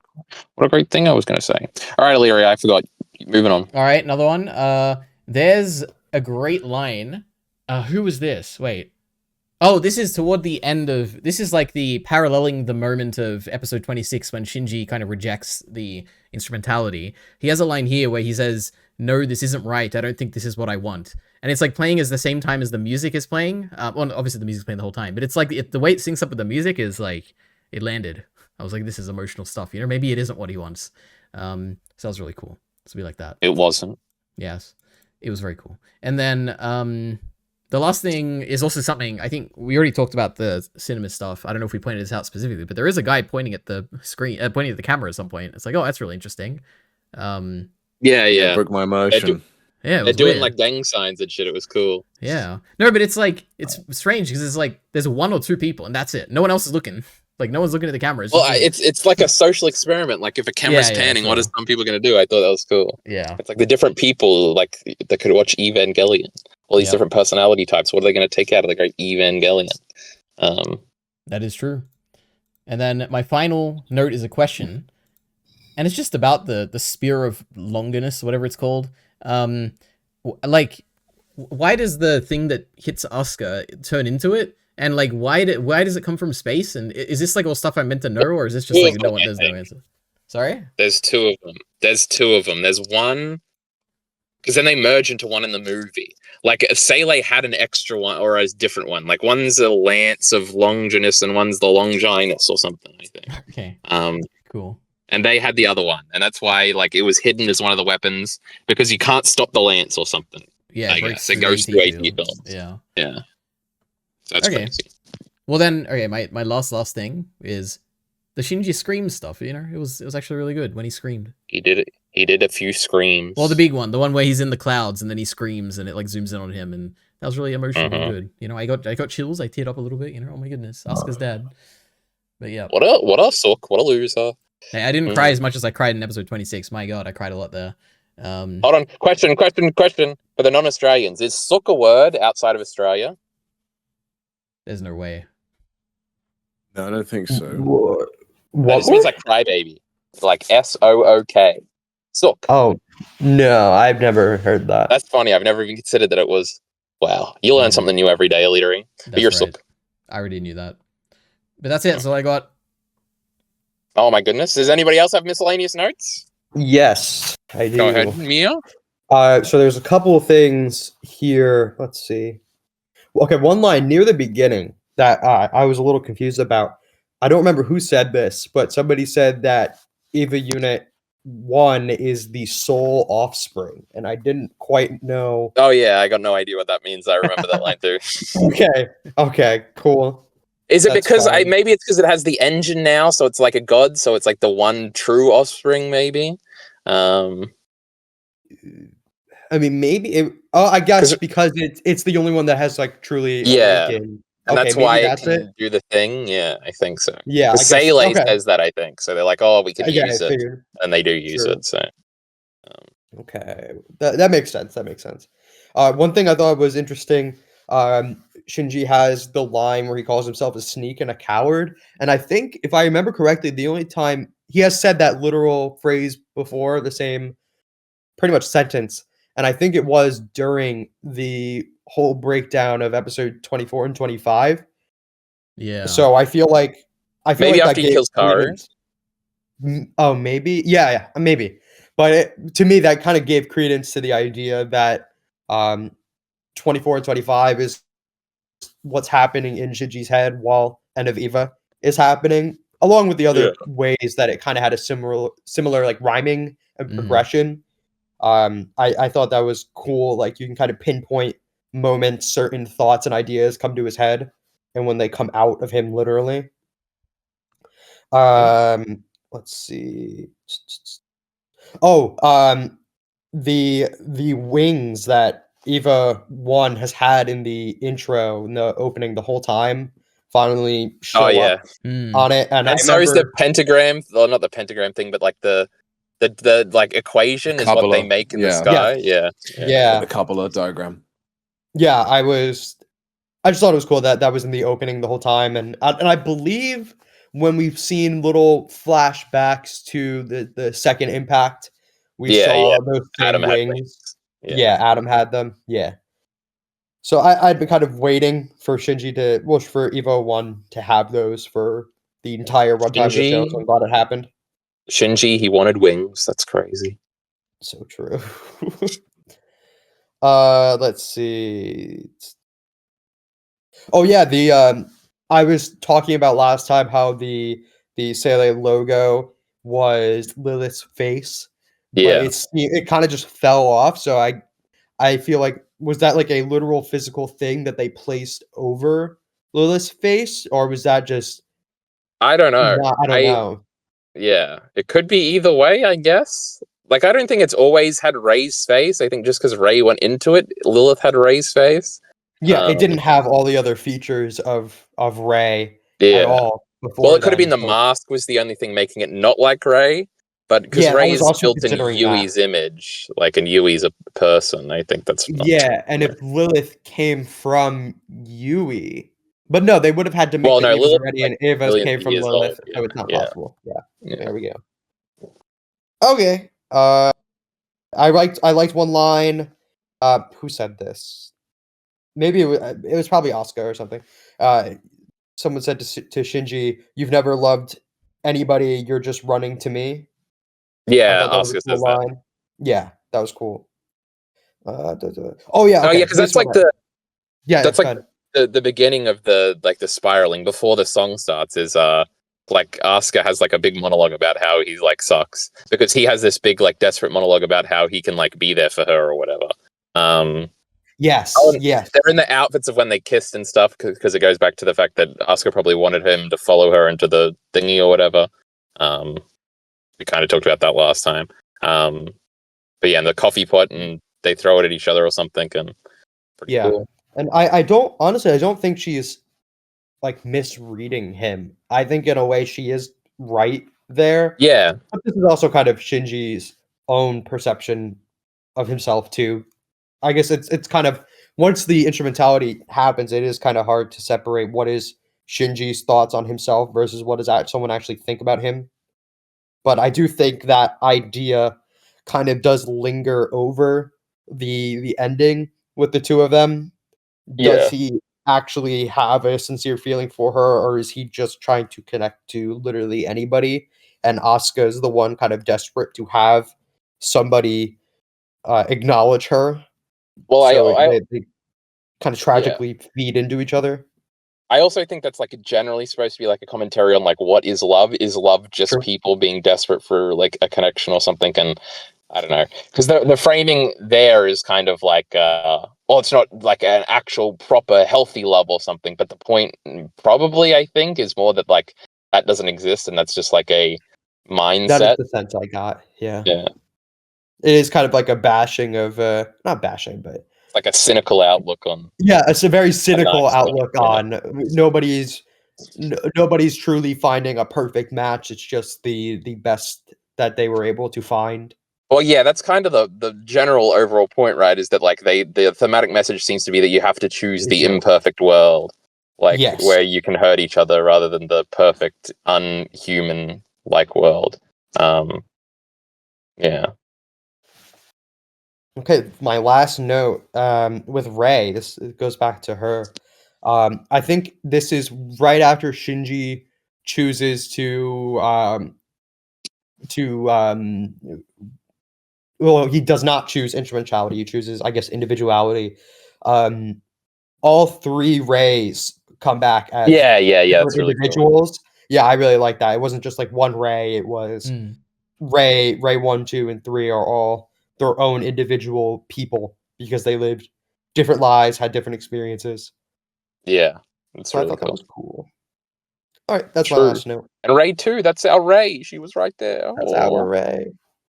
We love Rei. So that Rei 3 ain't half bad. No, she Rei did a good job. We like Rei 1. True. You're an old hag, EliteAri. Kill yourself. That was a good scene. But true. Is that us wrapping up? Bacon, anybody have anything else to say? Get me out of here. True. On to the rebuilds, I say. Now, this is an interesting question. Do you want to have this conversation in the video or after the video? I don't think anybody's watching this far into the video, to be honest. I guarantee the great commenters, CeeLo Pilled, Mr. Gems, Heath. No, Heath hasn't seen Evangelion.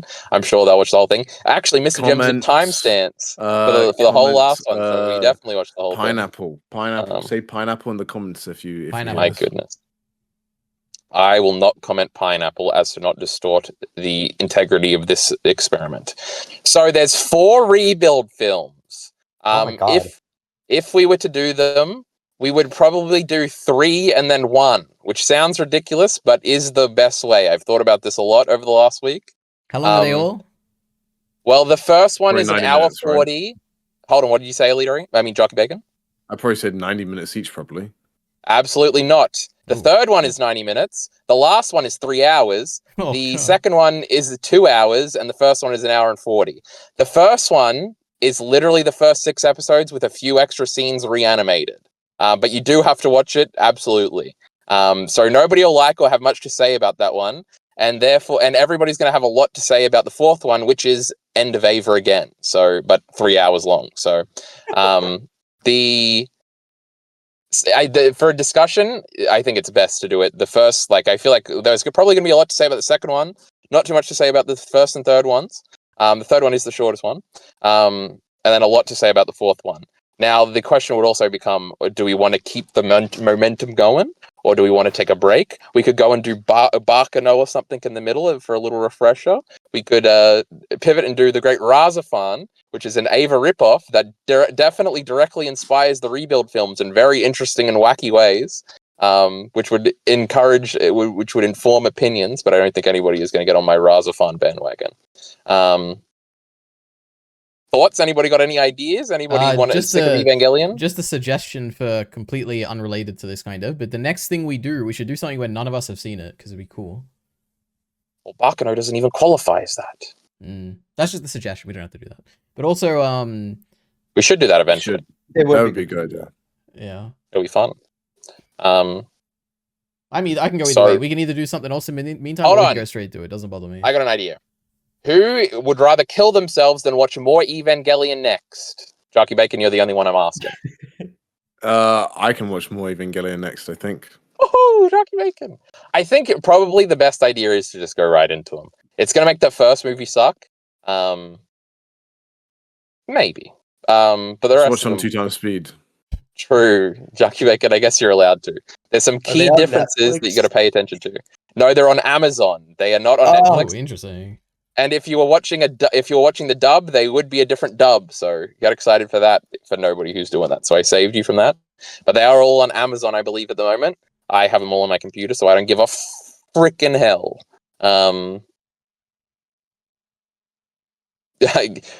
We'll see. Maybe we'll close the video out now. We'll do the rebuilds. We'll keep them in suspense if we're doing them right away, and we could talk about this off, I think, and scheduling. Anyway, want to say goodbye? My goodness. Gunbuster Anybody want to shill anything? Better. What did you say, Mia? Gunbuster was better. My goodness, now that's a take. Yeah. No, it's definitely true. I had the feeling you two would say that, which is crazy. The thing, because the sad thing is, because I'll take up for Gunbuster a little bit. Most people say, well, Gunbuster's pretty good, but it's no Evangelion. But it is funny that I did intuit from most of this that you two would have the opposite opinion, which is pretty cool. You're edgy. You should make a video about that. You'll get that like ratio. It'll be epic. Jockey Bacon, Gunbuster good? The first 5 minutes I watched of it was alright. God, it was so good. She's talking about her dad, and she was, oh my god, it was so good. I could do with less daddy issues. Not true. Now, true. All right, we're signing this thing off. EliteAri, hover over the thing. You get ready. I'm going to say it. All right, I'm ready. We'll see you back soon with the same group, the same series. Sorry, I thought you were going to say the meme line. Well, I'm about to say the meme line. I just want to tell them all to come back next time, EliteAri, if you want to rush me through it. Why don't you say the line, huh? No, you got this. Say your outro. Go ahead. We'll all say one word, all right? I'll say the first word. Support. Links. Oh my god. In the below description. Click it. Thanks. Kimochi, what do we?